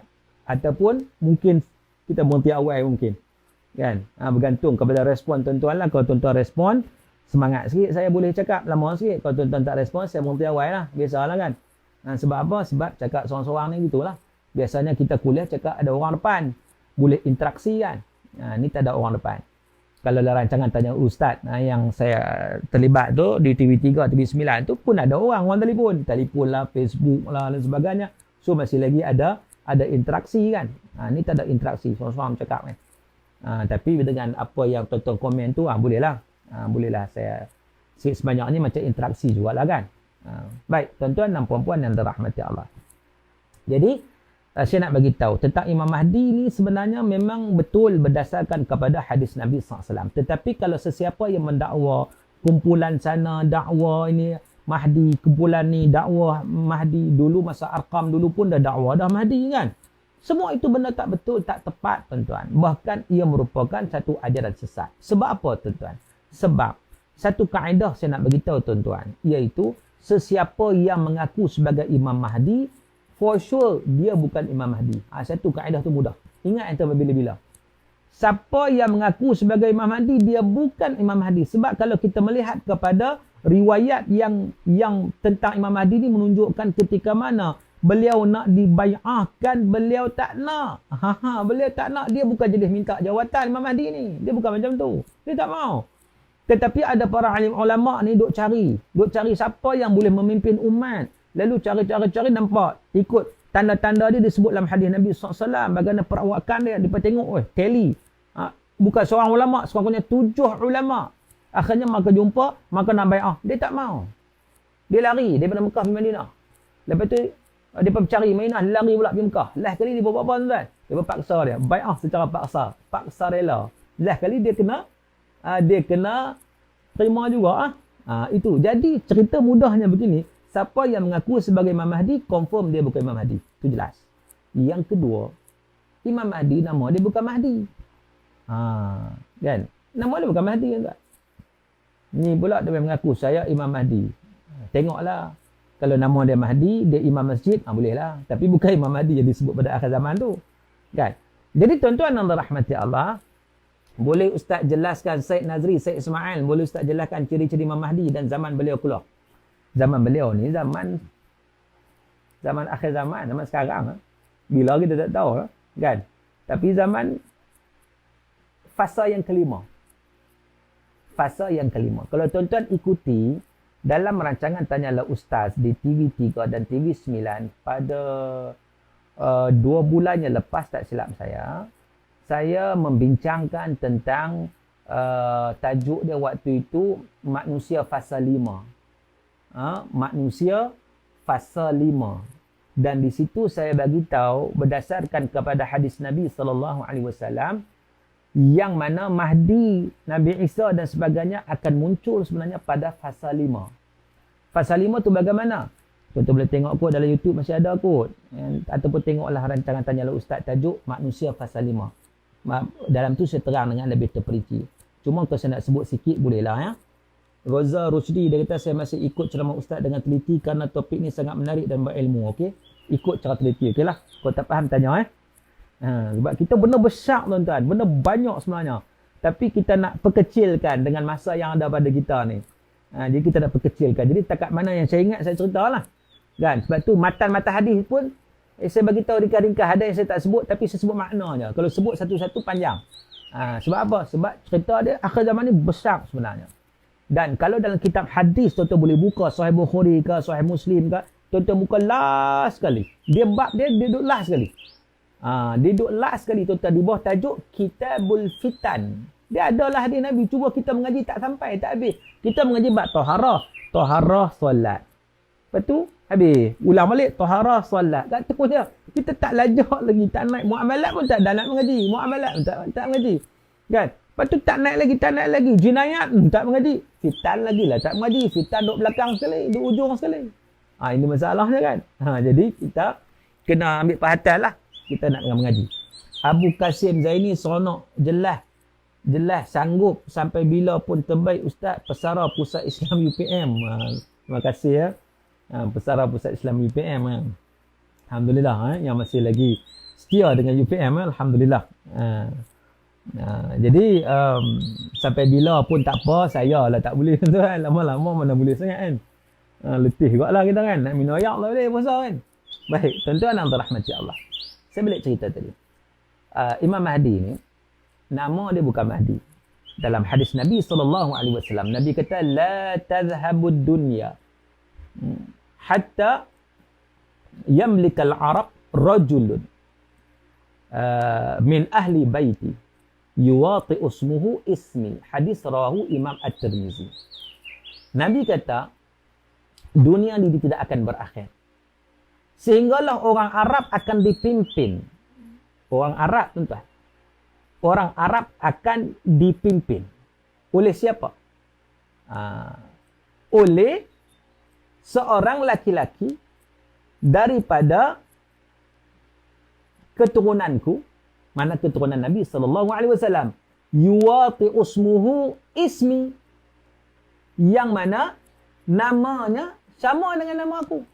Dan dalam hadis yang lain menyatakan bahawa nama bapaknya sama dengan nama bapak aku. Jadi Imam Mahdi ni sebenarnya namanya adalah Muhammad bin Abdullah. Bukan nama Mahdi pun. Mahdi itu gelaran saja menunjukkan petunjuk. Dan dia akan menubuhkan kerajaan Mahdi. Dan kita sebut tuan-tuan, kerajaan Mahdi ini merupakan kerajaan pada fasa 5. Fasa yang pertama, kerajaan Rasulullah SAW yang berpusat di Madinah Munawarah. Kerajaan yang kedua, fasa yang kedua adalah apa? Adalah Khulafa Ar-Rasyidin. Ala min haji nubuwah, khilafah ala min haji nubuwah. Start daripada zaman Sayyidina Abu Bakar, Umar, Uthman, Ali kan, radhiyallahu anhu ajma'in. Kemudian diikuti dengan Nabi kata akan datang pula zaman pemerintahan selepas itu, zaman mulkan adhan. Mulkan adhan ni fasa ketiga, iaitu mulkan adhan merujuk kepada pemerintahan beraja yang menggigit. Menggigit ni maksud apa? Ada kebaikan, ada keburukan. Tetapi kebaikan masih lagi mendahului keburukan. Iaitu bermula zaman Bani Umayyah. Yang mana bermulanya sistem beraja. Bermula sistem beraja atau sistem keturunan. Turun kepada keluarga masing-masing. Wujudnya kerajaan Umayyah. Kemudian diikuti oleh Abbasiyah. Kemudian diikuti oleh Osmaniyah. Kalau Umayyah tu di mana? Di Damsyik, di Dimashq, Syria. Kemudian Abbasiyah di mana? Di Baghdad, Iraq. Kemudian Uthmaniyah di mana? Uthmaniyah di Istanbul, di Turki. Sehinggalah tahun 1924 jatuh kerajaan tersebut, khilafah tersebut, maka berakhirnya, kata para ulama, berakhirnya fasa yang ketiga, masuk fasa keempat. Start tahun 1924, kata Nabi SAW. Nabi tak sebut tahun ya. Nabi tak sebut tahun. Nabi sebut fasa-fasa aja. Kita melihat benda sudah berlaku, maka kita lihat itulah yang berlaku, tuan-tuan. Maka fasa yang keempatnya adalah apa? Adalah mulkan jabarian, pemerintahan raja-raja atau pemimpin-pemimpin yang zalim. Umat Islam sendiri tidak ada khilafah. Macam hari ni, mana ada khilafah? Kalau zaman dulu, zalim-zalim dulu pun ada kerajaan Uthmaniyah yang menaungi kerajaan-kerajaan Islam di bawahnya. Contoh Melaka, tuan-tuan, diserang Portugis. Kita baca sejarah. Peringkat awal Melaka menang. Sebab apa Melaka menang? Dibantu oleh kerajaan Islam di Istanbul, kerajaan Turki, kerajaan Osmaniyah. Sebab umat Islam waktu itu, negara-negara umat Islam, dia ada tempat, orang kata, bapak dia lah, penaung dia ada. Kan? Dia boleh bergantung, boleh berpaut. Walau macam mana keadaan sekalipun, susah, payah, masih ada tempat berpaut. Tetapi, bila jatuhnya kerajaan Osmaniyah, dia datang satu fasa yang disebut oleh Nabi, mulkan jabarian, satu pemerintahan yang zalim, yang umat Islam terkapai-kapai. Hari ini negara umat Islam berselera. Siapa yang kita kata yang menjadi kita kata yang apa? Yang boleh dijadikan satu sandaran? Tak ada. Tak ada. Itu zaman kita, iaitu fasa keempat. Ajak Mias dia kata, Ustaz, Imam Mahdi adakah diturun macam Nabi Isa atau macam mana? Adakah dilahirkan? Imam Mahdi dia tak turun macam Nabi Isa. Tak. Nabi Isa tu memang dah ada dah. Allah Ta'ala angkat ke langit. Dan sampai waktu dia Allah akan turunkan. Di Manaratul Bayda, di Menara Putih, di Timur Damsyik, Syria. Tetapi Imam Mahdi tak. Imam Mahdi ni macam orang biasa. Lahir macam biasa lah. Lahir macam biasa. Nama dia apa? Muhammad bin Abdullah. Sebagaimana dalam hadis Nabi SAW. Khairul Putra Aiman. Dia Nusi Putra dah tu. Khairul Putra kan. Mantap. Terima kasih Ustaz sama-sama. Assalamualaikum Ustaz. Berkaitan Imam Mahdi. Ni ada soalan Imam Mahdi. Sekejap saya tengok. Panjang sikit nak baca ni. Berkaitan Imam Mahdi. Banyak sangat ceramah di YouTube berkaitan Raja Salman dan 3 orang individu yang menunggu kematian beliau. Dan diceritakan selama kematian raja tersebut, 3 individu tersebut berebut kuasa untuk menguasai tanah haram. Dalam penjelasan mereka bahawa perebutan tersebut dimenangi oleh seorang daripada 3 individu tersebut dan dialah Imam Mahdi. Betulkah pernyataan tersebut? Tidak betul. Kita ni pantang tengok benda pelik sikit, terus Imam Mahdi terus. Kan? Tidak, tuan-tuan. Macam mana tanda-tanda Imam Mahdi datang? Dia ada waktu dia. Antara yang disebut saya sebut beberapa. Yang pertama, kita tengok pada bulan Ramadan. Sebelum kedatangan Mahdi, makna Mahdi dibai'ah. Di depan Multazam, depan Kaabah. Waktu tu orang buat haji macam biasa kan. Sekarang ni mana ada? Sekarang ni haji tak boleh buat. Umrah tak boleh buat. Baik. Sebelum itu akan berlaku pada bulan Ramadan 2 gerhana. Satu gerhana bulan, satu gerhana matahari. Satu berlaku di awal Ramadan, satu berlaku di tengah Ramadan. Di tengah bulan Ramadan. Makna dalam satu bulan Ramadan berlaku 2 gerhana. Satu gerhana bulan, satu gerhana matahari. Itu merupakan antara petanda yang sangat hampir. Tapi sekarang berlaku tak berlaku? Tahu bila? Wallahualam. Kita tak tahu. Tuan-tuan cuba tanya ahli falak lah bila. Tu pun belum tentu lagi kan. Tapi nak ceritanya, itu antara tandanya. Yang keduanya, akan berlaku pertumpahan darah di Jamratul Aqabah. Jamratul Wusta. Di Jamrah. Jadi maknanya, berlaku macam pergaduhan yang sangat dahsyat. Bukan tak sengaja sekarang ni. Kadang pergaduhan berebut-berebut jatuh pun okey dah sekarang ni. Dulu memanglah kecil tempat Jamrah tu. Jadi kecil. Jadi maknanya berebut meninggal. Dululah lah ni dah dia buat beberapa tingkat dah. Memang tak ada masalah. Tapi akhir zaman berlaku pergaduhan sungguh. Dan berlakunya perampasan harta, orang merompak. Jadi dia kelang kabut sampai Mekah pun tak aman. Mekah pun tak aman tuan. Maka di situlah orang mencari Mahdi. Tuan. Dan sebelum benda tu berlaku, akan wujud dulu kerajaan-kerajaan. Ini riwayat dhaif. Tapi tak apalah kita dalam pengajaran. Kerajaan Sufyani. Kerajaan Sufyani akan berpusat di Syria. Yang mana dia banyak melakukan kezaliman. Zalim. Walaupun dia orang Islam. Kerajaan ni pun tak ada lagi. Kerajaan ni bukan boleh setahun dua. Dia makan masa juga. Dan bila mana Imam Mahdi dibai'ah, waktu itu dia pun sebagai sebuah kerajaan dia rasa tercabar, dia pun hantar tentera. Bila tentera dah sampai satu tempat nama dia Baida. Baida dekat dengan Madinah tuan. Disebut dalam hadis nama dia Baida. Kalau kita tengok peta kita cari kat mana Baida. Sebab nama itu disebut dalam hadis Nabi SAW. Maka berlaku seolah gempa bumi dan menenggelamkan semua tentera-tentera darat yang diutuskan oleh Sufyani. Menyebabkan yang hidup 2 orangnya. Satu patah balik ke Sufyani bagi tahu tentang kekalahan. Satu pergi ke Imam Mahdi, surrender, angkat bendera putih. Waktu tu barulah Mahdi ni dia yakin dialah pilihan Allah. Kalau tidak dia pun tak yakin. Lepas tu baru dia yakin, oh dia pilihan Allah untuk memimpin umat manusia. Dan nak memimpin pula tuan-tuan, waktu tu bukan seluruh dunia dah. Imam Mahdi kalau kita tengok hadis-hadis Nabi SAW, Nabi pun sebut la yamlikal Arab. Ataupun hatta yamlikal Arab rajulun. Maknanya orang Arab dipimpin. Jadi di situ menunjukkan Mahdi ni dia akan tubuh kerajaan di negara Arab tuan-tuan. Dia tak melibatkan satu dunia. Amerika masih ada, Eropah masih ada, China masih ada, Jepun masih ada, Malaysia masih ada. Itu keadaan dia. Cuma dia akan bina kerajaan. Macam hari ni, kuasa besar dunia pada hari ni Amerika. Kuasa besar dunia pada China. Macam tu juga. Dia akan jadi salah satu kuasa besar dunia. Dulu tuan-tuan, kerajaan Osmaniyah, Khilafah, kuasa besar dunia kan. Adakah dia saja? Ya, dia mewakili umat Islam. Ada lagi kuasa dunia yang lain. Contohnya Britain waktu itu. Yang banyak kita kata pergi menjajah Portugal. Portugis menjajah. Yang akhirnya Britain dia dapat Palestin. Tanah tu, tanah umat Islam. Dia ambil, dia jajah. Tetapi selagi mana ada kerajaan Osmaniyah waktu itu, dia mempertahankan sampai Sultan Abdul Hamid yang kedua kata dia akan mempertahankan habis-habisan selagi mana dia ada. Tetapi bila kerajaan Turki makin lemah, Khilafah Osmaniyah makin lemah, akhirnya jatuh. Bila jatuh, maka dihadiahkan kepada Yahudi. Sebab tu hari ni kita tengok Palestin dapat kat Yahudi. Itu milik umat Islam. Jadi tuan-tuan yang dirahmati Allah. Jadi maknanya kerajaan Mahdi ni dia berpusat di mana? Di tanah Arab. Itu. Sama ada kita di Malaysia waktu tu nak sokong, kita bagi sokongan. Begitu. Tapi dia kerajaan tu di tanah Arab. Di mana persoalannya? Baik. Kita rujuk kepada satu hadis yang diriwayatkan oleh Imam Ahmad. Menyatakan bahawa kharabul Madinah Imran Baitul Maqdis. Imran Baitul Maqdis wuqu'ul malhamah. Wuqu'ul malhamah Fathu Qastantiniyah. Fathu Qastantiniyah khurujud Dajjal. Atau kama qala. Hadis dari Imam Ahmad.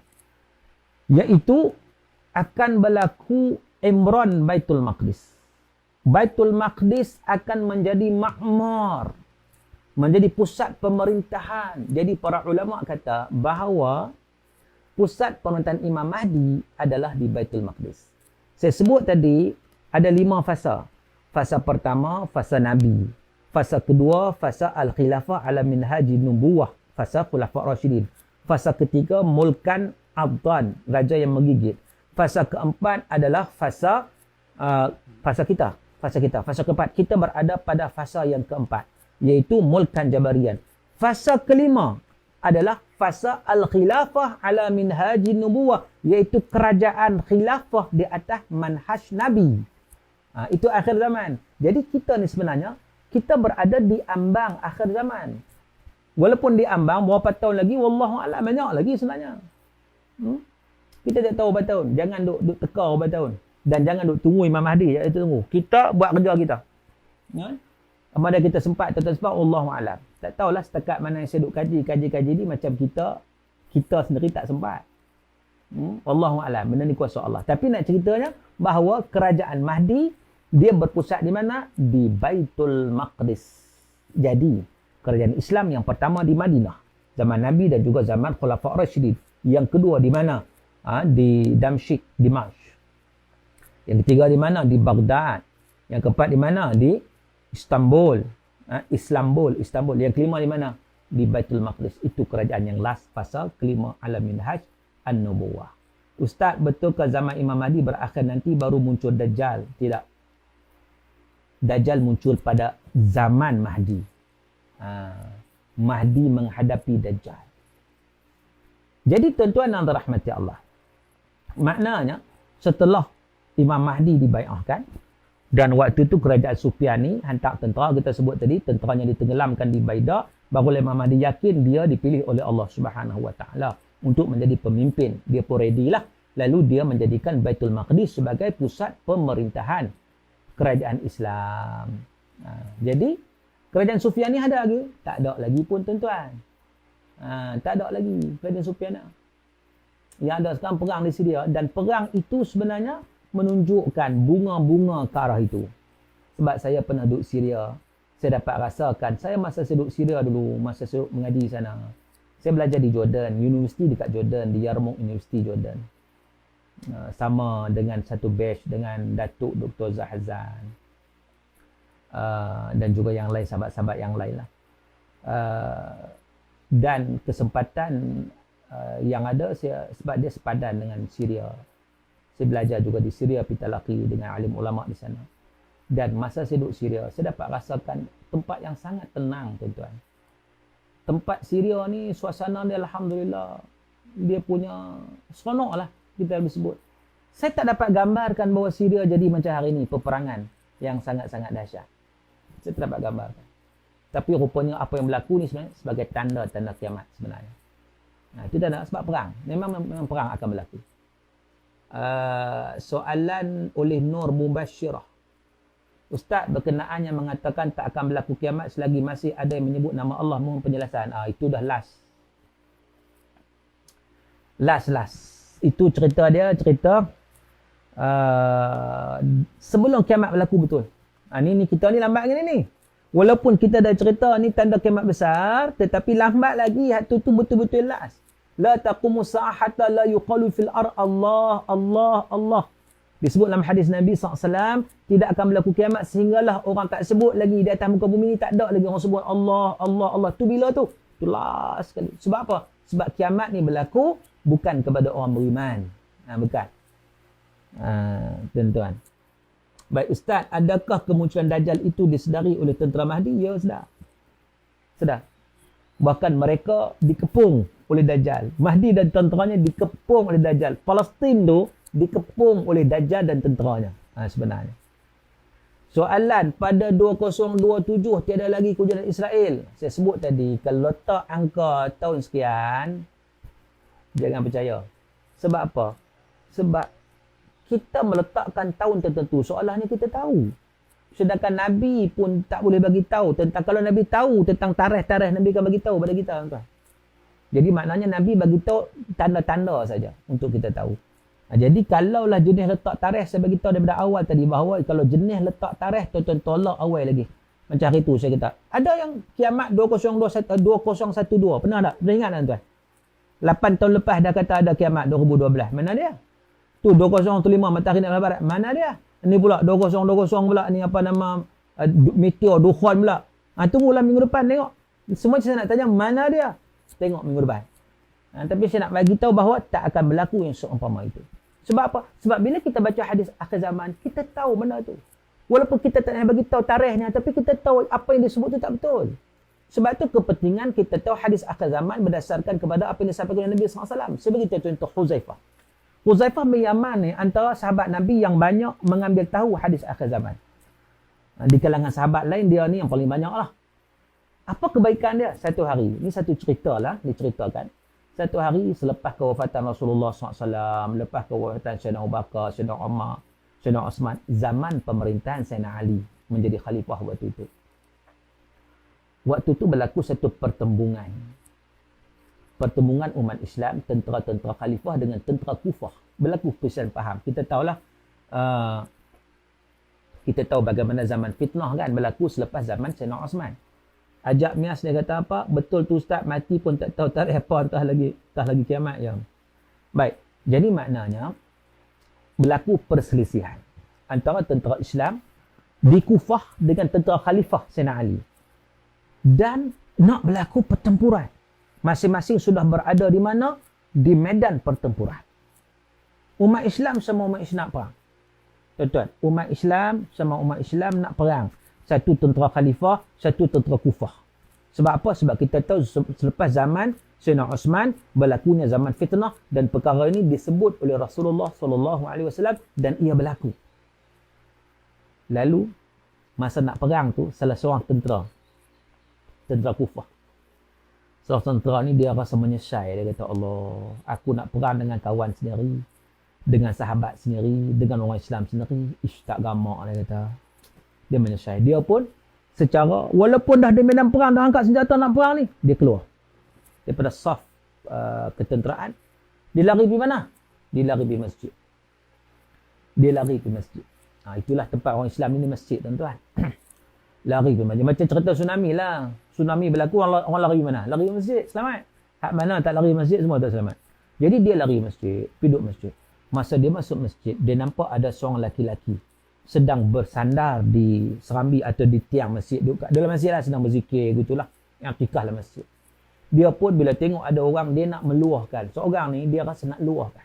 Dia jumpa kawan hak duduk tu, dia kata, Assalamualaikum, bagi salam. Dia bagi salam, Assalamualaikum, dia jawab, Waalaikumsalam warahmatullahi wabarakatuh. Dia pun kata, Wallahi demi Allah, la yuraqanna dima. Hari ini akan berlakulah pertumpahan darah di kalangan umat Islam. Laki-laki hak duduk tu, muka selamba ya. Dia kata apa? Wallahi demi Allah, la yuraqan nadima. Hari ini tidak akan berlaku pertumpahan darah. Terkejutlah lelaki-lelaki ni. Dia kata lah, hang duduk dalam masjid, hang tahu apa ha? Kalau bahasa kita lah kan. Hang tahu apa hang duduk dalam masjidnya? Aku ni cerita ni, aku main daripada medan perang. Aku main daripada perang. Aku tahu lah, memang umat Islam ni, memang duk tunggu masa nak perang ni, nak pertumpahan darah. Wallahi, dia kata sekali lagi, wallahi demi Allah, la yuraqan nadima, akan berlakunya pertumpahan darah. Hari ni pertumpahan darah. Nanya betul umat Islam hari ni. Kawan tu, dia kata apa tuan? Wallahi demi Allah, la yuraqan nadima, tidak akan berlaku pertumpahan darah. Lagi hangat hati lah kawan kan. Apa pasal ni hang ni duduk masjid, hang duduk sanggah cakap aku main daripada medan perang, hang bukan tahu. Lah kali dia tanya, who are you? Tu bahasa orang putih. Dia tak cakap begitu lah kan. Ni kita buat cerita je lah. Man anta, kamu siapa sebenarnya? Dia duduk sanggah cakap aku ni. Maka, apa laki-laki tu kata? Ana Hudzaifah ibn al-Yaman. Laqad akhbarani Rasulullah sallallahu alaihi wasallam dzalik. Akulah Hudzaifah bin Yaman. Sebenarnya Rasulullah sallallahu alaihi wasallam telah memberitahu akan daku perkara tersebut. Tuan-tuan, maknanya Hudzaifah teringat Nabi sallallahu alaihi wasallam. Hudzaifah cool ya, dia tenang ya. Sebab apa? Sebab dia orang yang paling banyak mengetahui hadis akhir zaman. Dia tenang ya. Walaupun orang kelang kabut, dia tenang. Sebab apa? Sebab dia kata Rasulullah bagi tahu dah, tak akan berlaku perang. Hang tengoklah. Tak kira hang tengoklah. Rupa-rupanya tuan-tuan betul. Laki-laki tu kata, lah, awak tabak hang Hudzaifah bin Yaman. Sahabat Nabi aku pun tak tahu zaman dulu tuan-tuan. Bukan ada macam zaman sekarang kan. Tak kenal. Nama tahu sahabat Nabi. Tapi tak pernah tengok muka. Mana nak tahu. Kan? Jadi, rupa-rupanya tuan-tuan betul tuan-tuan. Rupa-rupanya umat Islam yang sudah berada di medan perang ni, dah nak perang dah. Akhirnya maka menyesal. Maka kata, masing-masing nak menyesal. Dia berkata, tak kala kita nak berperang sama-sama sendiri. Kita beza adik-beradik ya pun, kita ni sama-sama Islam. Akhirnya mereka bermaaf-maafan. Maka tak jadi perang. Cuba tengok tuan-tuan, bagaimana keadaan Hudzaifah. Dia relax ya. Dia tak kelang kabut. Sebab apa? Sebab dia tahu hadis akhir zaman. Macam kita hari ni, kalau kita tahu tuan-tuan, kita relax ya. Kita tak akan terkejut. Ataupun kita tak akan rasa gusar dengan apa yang diwar-warkan minggu depan dah ni. Pertengahan Ramadan, 8 hari bulan Mei, bersamaan dengan 15 Ramadan, akan berlaku suara kuat daripada langit, iaitu menggemparkan, ia akan menyebabkan macam-macam dukhun keluar apa semua. Tuan-tuan. Jadi maknanya di situ. Kita relax, kita tenang, kita tak kelang kabut. Kalau orang tak faham, yang dia tak tahu betul-betul hadis akhir zaman, dia kelang kabut dah. Duk beli barang simpan siap-siap dah. Takut apa berlaku ni. Minggu depannya pun bukan lama mana dah. Esok mai dukhun pula. 40 hari, 40 malam pula. Macam mana? Tuan-tuan. Jadi maknanya, kita nak beritahu bahawa kita kena tenang. Sebab apa? Sebab kita cuba memahami hadis Nabi SAW. Azrul Saripudin, Ustaz, ada tak kitab berkaitan akhir zaman yang diriwayatkan oleh Hudzaifah? Dia ni, Hudzaifah dia akan tulis kitab. Dia ni sahabat Nabi. Dia meriwayatkan hadis. Dia bagi tahu apa hak Nabi bagi tahu. Hak tulis kitab ni orang lain. Para alim ulama yang tulis kitab. Dan kitab yang bagi saya yang antara yang paling cantik lah dalam yang berkaitan dengan akhir zaman ni. Tapi kitab Arab, saya tak tahu kot terjemah ke tak bahasa Melayu. Tapi dalam Melayu tak jumpa, Indonesia saya tak tahu. Kitab Al-Isya'ah fi Ashratis Sa'ah oleh Al-Imam Al-Barzanji. Itu. Bukan Barzanji, orang Barzanji tu. Bukan. Nama dia sama. Al-Imam Al-Barzanji. Tajuk kitab tu Al-Isya'ah fi Ashratis Sa'ah. Itu antara kitab yang okey lah. Yang kalau kita nak tengok. Soalan daripada Zulkifli. Dia kata, apa pendapat Ustaz cerita-cerita dikaitkan dengan kiamat ni sedikit sebanyak telah melemahkan motivasi umat Islam. Yakni meninggalkan urusan dunia untuk fokus akhirat semata-mata. Dia sebenarnya, dia duk gempak tu yang masalahnya tu. Menyebabkan orang jadi risau. Macam pernah saya jumpa ada satu pakcik ni. Ada orang cerita kat saya lah. Saya tak jumpa sendiri pakcik tu. Orang cerita. Pakcik ni sampai takut keluar rumah. Dia pergi beli barang banyak-banyak dia simpan di rumah. Takut nak keluar rumah. Orang tanya anda pasal apa? Takut keluar rumah ni? Takut jumpa Dajjal. Ni masalah. Takut jumpa Dajjal. Sebab katanya Dajjal dah keluar dah. Ada 7 ulama Yaman bermimpi bahawa Dajjal dah keluar. Mimpi pun boleh pakai, tuan-tuan. Yang pertama ni ulama Yaman tu siapa? Cuba abang. Siapa ulama Yaman tu? Tak ada pun. Orang reka cerita je. Yang kedua mimpi. Mimpi di dalam hukum syarak tak boleh dijadikan dalil syar'i. Tak boleh. Nak kata mimpi, siapa boleh mimpi, tuan-tuan? Kan? Mimpi ni orang main-main yang mimpi ni. Tak boleh. Mimpi tak boleh. Jadi maknanya menyebabkan dia percaya, akhirnya dia takut. Dia takut sampai nak keluar rumah pun tak berani. Pergi masjid pun tak berani. Sebab itu kita mengetahui hadis akhir zaman bukan untuk itu. Kita nak membuat persiapan. Sebab ke mana pun tanda akhir zaman yang paling dekat dengan kita, tuan-tuan, apa dia? Kematian. Hak kita cerita Mahdi ni kita tak tahu bila ni. Hak kita cerita Dajjal ni kita tak tahu bila ni. Kita cerita tentang apa matahari naik sebelah barat, tentang Dukhan ni tak tahu bila. Tetapi yang paling dekat dengan kita walaupun kita tak tahu, tapi dialah paling hampir dengan kita. Yang kata Nabi, bila berlaku faqad qamat qiyamatuh sughra, berlakulah kiamat kecil padanya. Ya apa tuan-tuan? Mati. Itulah. Sebab tu kita kena mempersiapkan diri dengan kematian. Hak Nabi kata al-kayyis man dana nafsahu wa amila lima ba'dal maut. Hadis rawahu Imam At-Tirmizi. Nabi kata orang cerdik ialah orang yang sentiasa muhasabah diri dia, memperbaiki diri dia, dan dia beramal untuk hari selepas mati. Tuan-tuan yang berahmati Allah. Baik.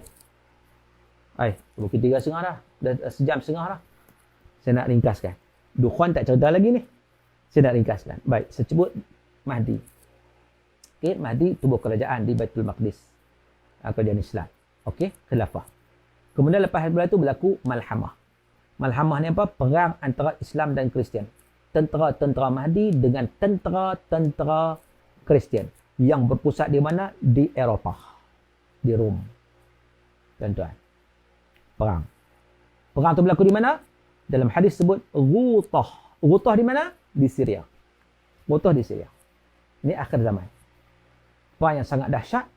Ringkasnya, menang. Tentera Mahdi menang. Bila tentera Mahdi menang, Fathu Konstantinopel. Fathu Konstantiniyah. Umat Islam dapat membuka Konstantinopel. Yang kata ulama, maksud Konstantinopel itu bukan merujuk pada Istanbul tak? Merujuk pada Rom. Sebab zaman dulu sebab Konstantinopel, Konstantiniyah dia merangkumi Rom Timur sampai ke Rom tu. Sebab apa? Sebab umat Islam dah menang dengan tentera-tentera Nasara. Jadi umat Islam dah dapat membuka, Islam dapat disebarluaskan sampailah ke Eropah. Dan ramai masuk Islam, tuan-tuan, bila orang nampak kebenaran. Sebab apa? Sebab kalau kita lihat Injil yang asli, yang sebenar, dia membenarkan tentang kenabian, tentang Rasulullah sallallahu alaihi wasallam. Sebagaimana Quran katakan, wa idh qala Isa ibn Maryam ya bani Israil inni rasulullah ilaikum musaddiqan lima baina yadayya min at-taurah wa mubashiran bi rasulin ya'ti min ba'di ismuhu Ahmad. Ketika mana Nabi Isa alaihissalam berkata kepada Bani Israel, sesungguhnya aku Rasulullah diutuskan kepada kamu untuk membenarkan apa yang dalam kitab Taurat, musaddiqan lima baina yadayhi min at-taurah wa mubashiran, dan nak beri berita gembira tentang Rasul yang akan datang pada akhir zaman lepas pada aku ni, iaitu ismuhu Ahmad, namanya Ahmad, iaitu Muhammad sallallahu alaihi wasallam. Jadi ramailah orang masuk Islam. Lepas pada tu, tuan-tuan, khurujud Dajjal, keluarlah Dajjal. Dajjal ni fitnah dia sangat-sangat besar. Dajjal ni seorang manusia biasa macam kita. Dia orang, dia bukan makhluk asing. Dajjal ni Nabi sebut rambut dia keriting macam rambut afro tu. Mata dia satu, bukan mata tengah-tengah. Dulu viral pula. Tular, ada seorang baby. Tuan-tuan perasan tak dulu? Dalam WhatsApp banyak orang kongsi. Ada baby, bayi lahir, mata dia tengah-tengah satu. Dia kata inilah Dajjal dah lahir. Sebenarnya Dajjal mata satu tu bukan menunjuk mata tengah-tengah. Itu tak betul langsung. Dajjal ni mata 2 biji juga. Tetapi sebelahnya buta, sebelahnya terbeliak. Itu dia panggil mata satu. Dan Dajjal ni dia bukan lahir lah ni. Dajjal dah ada dah pun. Dia macam Nabi Isa lah. Nabi Isa dah ada dah. Cuma tunggu masa untuk turun. Begitu ya. Dajjal dah ada dah. Berdasarkan hadis sahih Muslim daripada Fatimah binti Qais yang mana Nabi berkhutbah, Nabi cerita dalam hadis yang panjang, hadis itu 3 muka surat tuan-tuan. Daripada Tamim Ad-Dari, Nabi cerita tentang Tamim Ad-Dari yang berjumpa Dajjal di sebuah pulau dan Nabi mengesahkan itulah Dajjal. Jadi Dajjal ni sebenarnya dah wujud pun, dia seorang manusia biasa macam kita aja. Kan Nabi Isa manusia juga, nabi. Begitu juga diangkat oleh Allah Taala, di mana Allah Taala yang tahu di mana dia gaib. Benda gaib kita tak nampak, melainkan Allah akan turun di akhir zaman. Macam tu Dajjal dah ada dah. Dia ni manusia daripada keturunan Yahudi. Cuma dia akan muncul pada akhir zaman membawa fitnah kepada manusia. Itu. Jadi tuan-tuan, itu yang disebut dalam hadis Nabi SAW. Adapun hari ini orang kata Dajjal tu bukan orang. Dajjal tu sistem. Kok mana pun kalau hadis Nabi menunjukkan orang, memanglah sebelum datang orang tu, dia akan ada dulu mukadimah dia termasuk sistem Dajjal, benda-benda mungkar, memanglah itu kita boleh pegang lah kan. Tetapi apapun dia akhirnya memang ada seorang yang akan memimpin dan dia akan bersama-sama Yahudi. Disebut dalam hadis sahih Muslim yang mana dia akan keluar bersama dengan 70,000 Yahudi dari Aspahan. Keluar untuk waktu itu untuk menguasai dunia. Menguasai. Dan Nabi kata Dajjal akan perintah 40 hari. 40 hari. Hari pertama macam setahun, hari kedua macam sebulan, hari ketiga macam seminggu, hari keempat macam hari-hari biasa, macam sampai hari ke-40. Sahabat Nabi bertanya, hari yang macam setahun tu cukupkah sembahyang 5 waktu? Nabi kata, tak. Bila kata tak cukup tu setahun sungguh lah. Kan? Setahun sungguh. Macam mana? Contohnya, kita dapat rasa, wallahualam lah. Contohnya, macam mana? Kalau kutub utara pun kadang 6 bulan. Siang, ya kan? 6 bulan, malam, contohnya kan? Jadi maknanya di situ juga menunjukkan benda ni boleh berlaku. Baik. Dan Dajjal ni fitnah dia sangat besar. Nanti kita cerita lain lah kalau bab Dajjal ni panjang cerita dia. Sebab Nabi kata, tidak ada fitnah yang lebih besar sejak daripada Nabi Adam sampai hari kiamat, melainkan fitnah Dajjal. Itulah fitnah yang paling besar, tuan-tuan. Itu Dajjal. Sebab itu kita diminta, diajar kepada kita satu doa yang kita baca dalam solat. Tuan-tuan baca tak? Kalau tak baca, kena baca. Doa ni Nabi ajar, tuan-tuan. Hadis sahih Muslim, Nabi ajar. Doa ni. Apa dia? Doa dia. Sebelum tu, Ustaz, apakah perubatan takhta Saudi juga satu tanda-tanda akan zahirnya Imam Mahdi? Dia masih lagi, sekarang ni apa berlaku tu masih lagi tanda-tanda kecil. Masih lagi tanda-tanda kecil. Kan? Saya sebut tadi bahawa Imam Mahdi ni tanda-tanda lain. Baik. Doa yang sunat kita baca. Selalu saya sebut benda ni. Saya akan sebut lagi. Sebab benda ni hadis sahih. Doa ni disunatkan kita baca semasa tahiyat akhir sebelum kita bagi salam. Selepas kita baca tahiyat akhir sampai fil alamin innaka hamidum majid, sekurang-kurangnya.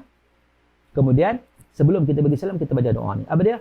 Allahumma inni a'udzubika min azabi jahannam wa min azabil qabri wa min fitnatil mahya wal mamat wa min fitnatil masihid dajjal. Itu doa dia. Yang mana yang tak hafal, hafal. Yang mana hafal dah, amal. Yang mana tak amal, amal. Yang mana tak hafal, hafal dulu. Kemudian amal. Sebab tu, ulama-ulama salafus soleh maka cukup ambil berat tentang doa ini. Sebab Nabi ajar, tuan-tuan. Sebab Nabi kata, Dajjal akan keluar bila mana orang dah tak ingat pasal dia. Dia akan keluar. Bila orang dah lupa langsung pada dia, baru dia datang. Lagi mana orang nak ingat, dia tak datang. Kan? Jadi maknanya begitu. Oleh itu kita berdoa. Kita hafal doa itu. Apa dia? Allahumma inni a'udzubika min azabi jahannam. Ya Allah, sesungguhnya aku berlindung denganmu daripada azab api neraka jahannam. Wa min azabil qabri, dan daripada azab kubur. Wa min fitnatil mahya wal mamat, daripada fitnah masa hidup dan masa mati. Wa min fitnatil masihid dajjal, dan daripada fitnah kejahatan dajjal. Itu Nabi suruh kita baca doa khusus. Jadi tuan-tuan, bacalah doa. Kemudian walaupun dia datang tak datang, contoh nombor 2, yang penting ambil pahala sunat untuk membaca doa tersebut masa kita baca tahiyat akhir. Jadi Dajjal ni dia bawa fitnah yang sangat-sangat besar. Apa fitnah Dajjal? Mungkin itu kita akan cerita lain kali lah. Sebab panjang cerita Dajjal ni sebenarnya. Saya nak pergi terus kepada rentetan apa yang berlaku selepas itu. Jadi Dajjal ni tuan-tuan, dia boleh pergi semua tempat kecuali Mekah, Madinah. Dia tak boleh pergi. Dia tak boleh pergi. Hingga diriwayatkan, dia ada kepung Madinah pun tak boleh. Tak boleh. Tak boleh masuk. Malaikat jaga. Malaikat jaga. Akhirnya dia pergi mana? Akhirnya dia pergi kepung Baitul Maqdis. Yang dipimpin oleh siapa? Oleh Mahdi. Jadi Mahdi sendiri tak dapat nak lawan dengan Dajjal ni. Dia kuat lagi. Ketenteraan dia, kehebatan dia. Dan dia juga boleh buat benda luar biasa Dajjal ni. Dia boleh buat turun hujan. Dia boleh tumbuhkan pokok. Dia boleh hidupkan orang mati. Itu. Benda-benda pelik dia boleh buat. Itu. Orang kita kalau boleh buat benda pelik memang habislah. Cuba tengok Tok Bomo tuan-tuan. Tok Bomo ni kalau dia boleh tahu benda pelik, kita ada orang pergi jumpa dia, dia siap bagi tahu lagi dalam kereta tu ada 2 botol air, masa batak ambil. Weh, pakat terkejut. Weh, dia ni kasyaf. Dia percaya habis tuan-tuan. Sedangkan yang bagi tahu dia apa? Korin dia bagi tahu, jin bagi tahu.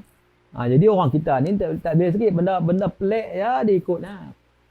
Dia ikut. Sebab tu pernah satu ketika dulu tuan-tuan di Kedah kata silap saya. Ada budak 5 tahun berubat orang. Orang bersusun pergi. Bersusun ramai. Siap macam ada pasal malam lagi orang menega situ. Sebab katanya ubat baik. Dia ni adalah karamah lah macam-macam orang kata. Budak 5 tahun tuan baca Fatihah pun tak betul lagi nak berubat macam mana? Tapi orang percaya kan. Orang percayalah kali. Ramai datang. Heboh tuan. Akhirnya orang buat siasatan. Rupanya apa dia? Jin tuan. Hantu raya. Yang berubat tu. Jadi macam orang kita ni dia tak boleh. Dia apa? Dia pantang dengan benda pelik. Dan Dajjal ni dia boleh buat benda pelik. Lagi-lagi lah tuan-tuan waktu tu dia dapat kontrol manusia. Tambah-tambah manusia waktu tu lapar tak ada makanan. Lah ni pun jadi kelang kabut. PKP ni tuan lapar ni terang ni dah kelang kabut dah. Dan tambah-tambah pada zaman itu waktu itu yang memang keadaannya lebih teruk sebab sebelum kedatangan Dajjal akan berlaku kemarau 3 tahun. Kemarau ni pula bukan kemarau biasa-biasa, kemarau yang sangat dahsyat. Tahun yang pertama kemarau, 1/3 kandungan hujan tak turun. Tahun yang kedua, 2/3 hujan tak turun. Tahun yang ketiga, langsung setitik pun tak turun. Tuan-tuan bayangkan kemarau tu macam mana. Tuan-tuan bayangkan kebuluran macam mana. Kita tengah PKP sekarang pun rasa dah susah. Ini baru sikit. Lepas PKP ni kita akan tengok bagaimana kejatuhan ekonomi merudum. Syarikat-syarikat pelancongan, syarikat-syarikat penerbangan, syarikat macam-macam syarikat hari ni yang memang down tuan-tuan. Baru macam ni baru. Belum lagi waktu yang itu. Suasana macam tu. Dalam keadaan getir itulah datangnya Dajjal. Sebab tu Dajjal mudah diterima. Sebab dia boleh bawa duit makan. Benda yang manusia nak, manusia perlu. Akhirnya manusia ni dia sanggup perang. Kalau nak makan, sanggup perang. Dia sanggup gadai akidah pun ada. Miskin sangat. Sebab tu kata Nabi, kadal faqru an yakuna kufra. Hampir-hampir kefakiran itu boleh membawa kepada kekufuran. Itu keadaan dia. Kalau tidak ada benar-benar keimanan yang mantap kepada Allah Subhanahu Wa Taala. Jadi tuan-tuan yang dirahmati Allah. Baik, Dajjal. Dajjal ni tuan-tuan, lepas pada Dajjal kepung Baitul Maqdis, Allah buat turun Nabi Isa. Nabi Isa akan turun. Turun bukan sebagai Nabi, tapi sebagai umat Nabi Muhammad SAW. Diturun di Syria, di Manaratul Bayda, di Menara Putih, di timur Syria. Dia akan pergi ke Baitul Maqdis dan dia akan solat subuh bersama dengan Imam Mahdi. Imam Mahdi jadi imam. Dia jadi makmum. Sebab dia bukan Nabi. Dia bukan diutuskan sebagai turun sebagai Nabi. Kalau Nabi duduk depan lah kan. Duduk belakang. Kemudian ringkas ceritanya selepas solat subuh itulah Imam Mahdi menyerahkan kepimpinan kepada Nabi Isa untuk memimpin tentera-tentera Islam menghadapi Dajjal. Dan berlakulah pertempuran peperangan tentera Mahdi dengan tentera Dajjal. Dan waktu itu Nabi Isa yang memimpin peperangan, Nabi Isa yang akan membunuh Dajjal. Nampaknya bateri handphone saya dah tinggal 10%. Dia beritahu. Masa ada berapa minit lagi. Jadi kita ujung-ujungan ya. 10 minit lagi ada. Ada 10% lagi. Bateri. Dah tak ada dah. Tak apalah. Nak suruh tutup dulu kan. Jadi saya sebut secara ringkas. Waktu itu Nabi Isa akan bunuh Dajjal. Dajjal mati. Dajjal mati di tangan Nabi Isa. Dan waktu itu berlakulah pertempuran antara umat Islam dengan tentera Yahudi. Yang kalau kita baca hadis Nabi, hadis Sahih Bukhari, hadis ni masyhur. Kita selalu dengar tuan-tuan. Waktu ni dah berlaku. Iaitu apa? Kata Nabi, la taqumus sa'ah hatta yuqatilal muslimun al-yahud. tidak akan berlaku kiamat hinggalah berlakunya peperangan antara orang Islam dan Yahudi, dan waktu itu orang Islam bunuh Yahudi. Dan hatta yakhtabi al-Yahudi min wara'il hajar wa syajar, hingga orang Yahudi menyorok belakang batu, belakang pokok. Abidah Kak Bik, penyampaian sangat berguna. Alhamdulillah. Apa khabar Kak Bik? Lama tak dengar cerita. Mudah-mudahan sihatnya kan. Handphone dah minta cas tu Ustaz. Tak apalah. Kita nak ujung-ujung ni tak payah cas lah. Kira tutup terus lah kan. Sekali dia terpadam nanya. Tak apa. Kalau terpadam nanti kita bincang waktu lain. Jadi kurang-kurangnya adalah siri lain lagi kan. Mana nak tahu kan. Kalau nak cerita ni memang banyak saya nak cerita. Tapi itulah. Okey, saya nak ringkaskan. Ni pun kat 2 jam lah, sejam 45 minit ni. Tuan-tuan.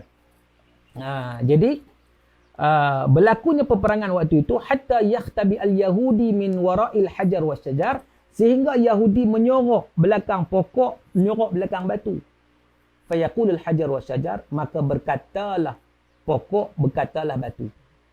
Allah bagi kemampuan untuk cakap. Ya Abdullah, wahai hamba Allah, ya Muslim, wahai orang Islam, ta'al, mari sini. Wara'i Yahudi faqtulhu, belakangku ada Yahudi, mai bunuh dia. Illa al-gharqad, kecuali pokok gharqad. Fa innahu min syajaril yahud, kerana sesungguhnya dia pokok Yahudi. Jadi tuan-tuan, itu. Ini hadis sahih Bukhari. Waktu itu berlaku peperangan. Yahudi akan ditewaskan habis-habisan oleh tentera-tentera Mahdi yang dipimpin oleh Nabi Isa alaihissalam. Dan mereka akan menyorok belakang pokok gharqad. Tuan-tuan tahu tak? Maklumat daripada sahabat kita yang duduk di Palestin, maka kata hari ni yang dikuasai oleh Israel lah Yahudi, mereka tanam pokok gharqad sangat banyak. Sebab orang Yahudi ni mereka bukan tak cerdik, mereka cerdik, mereka tahu kebenaran hadis Nabi. Tetapi sombong, tak nak beriman pada Nabi sebab mereka ni ego, sombong, mereka takabur macam iblis. Kan? Jadi akhirnya mereka tetap tak beriman, tetapi mereka tahu kebenaran hadis Nabi. So mereka tanam pokok gharqad banyak-banyak. Hari ni tuan-tuan, kalau tak percaya, pergilah. Syarikat-syarikat banyak, tapi lepas PKP atau lepas keadaan dunia dah okey, pergilah nak melawat, pergi tengok. Pokok gharqad mereka tanam banyak. Saya tengok sendiri tuan-tuan. Tepi-tepi jalan ada, merata tempat ada. Di Jordan tak ada. Di Jordan saya cari, tak ada pokok gharqad. Kalau ada pun orang tebang awal lagi. Rupanya di Israel. Yang dia kuasai Palestin sekarang ni. Israel tak ada negara tuan, itu negara Palestin. Tapi dia kuasai, Yahudi kuasai. Dia tanam gharqad sangat banyak. Maknanya dia percaya kepada hadis Nabi. Orang Yahudi ni, dia percaya hadis Nabi. Dia tahu kebenaran Nabi. Cuma satu yang perkara, maka tak nak beriman. Maka ada ilmu tapi tak beramai. Sebab tu kata ulama, orang yang ada ilmu tapi tak beramai, siapa Yahudi. Siapa Yahudi? Sebab apa? Sebab dia tahu ada ilmu. Bahkan Nabi pun dia kenal. Quran cerita, ya'rifunahu kama ya'rifuna abna'ahu. Maka kenal Nabi macam kenal anak-anak mereka sendiri. Tapi tak nak beriman. Itu panggil Yahudi. Baik tuan-tuan. Habis Dajjal, datanglah Ya'juj dan Ma'juj. Ya'juj dan Ma'juj ini juga satu bangsa di kalangan manusia sebenarnya. Ya'juj dan Ma'juj, bangsa di kalangan manusia. Bilangan dia sangat ramai. Dia beragama budaya. Lalu, Ya'juj dan Ma'juj ni Allah sendiri yang musnahkan dia, hancurkan dia, matikan dia dengan didatangkan virus seumpama COVID-19. Tapi lebih dahsyat lagi. Hak ni dia merebak sekejap dia. Mati bergelimpangan waktu tu juga. Semua mati. Tinggal bangkai je Ya'juj Ma'juj ni. Dia kufur pada Allah Ta'ala. Yang akhirnya Allah Ta'ala hantar burung, ambil daging mayat bangkai ni, buang. Kat mana Allah Alam, Allah turunkan hujan. Bersihkan bumi. Dan waktu tu tuan-tuan, kesuburan bumi, hujan, memberi keberkatan yang sangat banyak. Dan Imam Mahdi, dan waktu itu Nabi Isa meneruskan pemerintahan. Dia perintah umat Islam dalam keadaan yang khilafah ala minhajin nubuwah, khalifah Islam yang begitu hebat. Waktu itu perdamaian yang mana pemusuhan dah tidak ada. Di situ waktu itu semuanya menjadi kita kata sesuatu yang memberi kebaikan pada umat waktu itu. Yang diriwayatkanlah hadis, bayi boleh masuk tangan dalam mulut ulang. Ulang tak katuk dah, tak sengat dah. Begitulah hilangnya permusuhan pada waktu itu. Profesor Madya Dr. Arba'i Sujud, penguasa ilmu sangat manfaat. Terima kasih. Sama-sama. Prof, sama-sama. Mudah-mudahan sikit-sikit yang dapat kita bincangkan. InsyaAllah mudah-mudahan dapat manfaat. Baik, tuan-tuan yang dirahmati Allah Subhanahu wa taala sekalian. Jadi akhirnya ringkas cerita saya nak pergi nikah ni sebab bateri pun habis saya sebut tadi kan. Saya nak pergi nikah waktu pun kat 2 jam lah. Saya nak pergi perbincangan yang last-last ni. Maknanya lepas pada tu Nabi Isa pun wafat dan dia akan dikebumikan di sebelah makam Rasulullah sallallahu alaihi wasallam di Madinatul Munawwarah. Baik. Lepas tu diteruskan oleh seorang pemerintahan sampailah lepas pada tu maknanya sampailah daripada Mahdi sampai Ya'juj Ma'juj itu tanda-tanda akhir zaman yang melibatkan tanda besar yang berkaitan dengan manusia. Habis yang tu barulah datang fasa kedua tanda besar kiamat iaitu cakrawala. Bermula dengan matahari naik sebelah barat. Bila matahari naik sebelah barat, tuan-tuan, waktu tu bermulanya tanda kiamat yang melibatkan cakrawala yang bermaksud kiamat sudah hampir-hampir berlaku. Dan bila matahari naik sebelah barat, taubat sudah tidak diterima oleh Allah. Taubat dah tak terima dah. Habis. Lepas tu datang Dabatul Ard ni, dia datang dia untuk memberi pengecaman siapa beriman siapa tak beriman. Lepas tu pun Quran akan diangkat. Lepas tu pun Kaabah akan diruntuhkan. Kaabah akan diruntuhkan tuan-tuan oleh golongan yang nama dia Dhu Aswaiqatain yang mana la yu'ammaru ba'dahu abada. Bila mana Kaabah tu diruntuhkan, Kaabah tidak akan dibangunkan lagi. Di akhir zaman memang habis. Dan waktu tu juga akan berlaku dukhan. Dukhan. Baru berlaku dukhan. Dukhan tu akan datang 40 hari 40 malam. Bila dia dukhan tu asap yang meliputi masyriq wal maghrib. Minal masyriq wal maghrib, timur barat seluruhnya. Yang mana asap tu bila kena orang beriman, orang Islam, dia jadi macam selsema. Sesema. Tapi bila kena orang kufur pada Allah Ta'ala, dia jadi terhoyong-hayang. Dia sakit masuk dalam perut dia dan asap tu keluar balik ke hidung dia, ke telinga dia. Kesakitan yang amat sangat. Itu. Kemudian sebelum berlakunya kiamat, Allah Ta'ala mendatangkan satu angin yang lembut. Angin yang lembut. Daripada, ada riwayat kata daripada Yaman. Yang mana, la yada'u ahadan fi qalbihi bithqala dzarratin min iman illa qabadathu. Jadi angin tu altaf min harir, lebih lembut daripada sutera. Yang mana dia datang, dia akan mematikan semua orang beriman. Orang memang akan mati. Sebab apa? Sebab kiamat akan berlaku fayabqa syirarun nas, yang akan kekal hanyalah orang-orang jahat saja, orang yang kufur pada Allah, orang yang engkar, maka kiamat akan berlaku kepada mereka. Sebab tu awas tuan-tuan, jangan siapa-siapa bercita-cita nak tengok kiamat. Sebab apa? Sebab orang beriman tak akan tengok kiamat. Sebab sebelum berlaku kiamat, orang beriman akan dimatikan terlebih dahulu. Yang tinggal hanyalah orang kufur pada Allah. Pada orang kufur itulah yang akan berlaku kiamat. Tuan-tuan, itu ringkas. Jadi ceritanya tuan-tuan, itulah cerita secara ringkas yang saya boleh sebut dengan masa yang ada pada petang ini. Dan sebenarnya masa dah habis dah tu. Habis dah. Sebab 2 jam ni biasa kalau kuliah kita sejam, kita rehat 10 minit. Kan 2 jam 20 minit rehat kan. Ataupun 15 minit 2 jam. Ni dah lebih dah. Ni dah 1 jam 52 minit. Jadi tuan-tuan yang dirahmati Allah Subhanahu wa taala sekalian, jadi saya ulangi bahawa tuan-tuan jangan risau. Terima kasih Ustaz, semoga Allah panjangkan umur Ustaz, diberi kesihatan untuk beribadah. Alhamdulillah, amin, insya-Allah. Firdaus Noh Iskandar work, ini bosku live-nya. Apa dia? Kan? Baik. Tuan-tuan, jadi saya nak bagi tahu sekali lagi. Di penghujungnya ni, penghujung perbincangan kita, saya nak bagi tahu bahawa apa yang diwar-warkan minggu depan, sebab itu poin kita itulah. Minggu depan akan berlaku suara kuat daripada langit apa semua. Dukhan akan datang minggu depan. Kebetulan dengan Jumaat, pertengahan hari Jumaat, Ramadan, pertengahan Ramadan, jatuh belah hari Jumaat dan sebagainya. Jangan risau. Kalau mengikut kepada hadis-hadis Nabi SAW ini, ianya tidak akan berlaku. Kerana apa? Kerana apa yang diwar-warkan itu tidak sahih daripada Nabi SAW.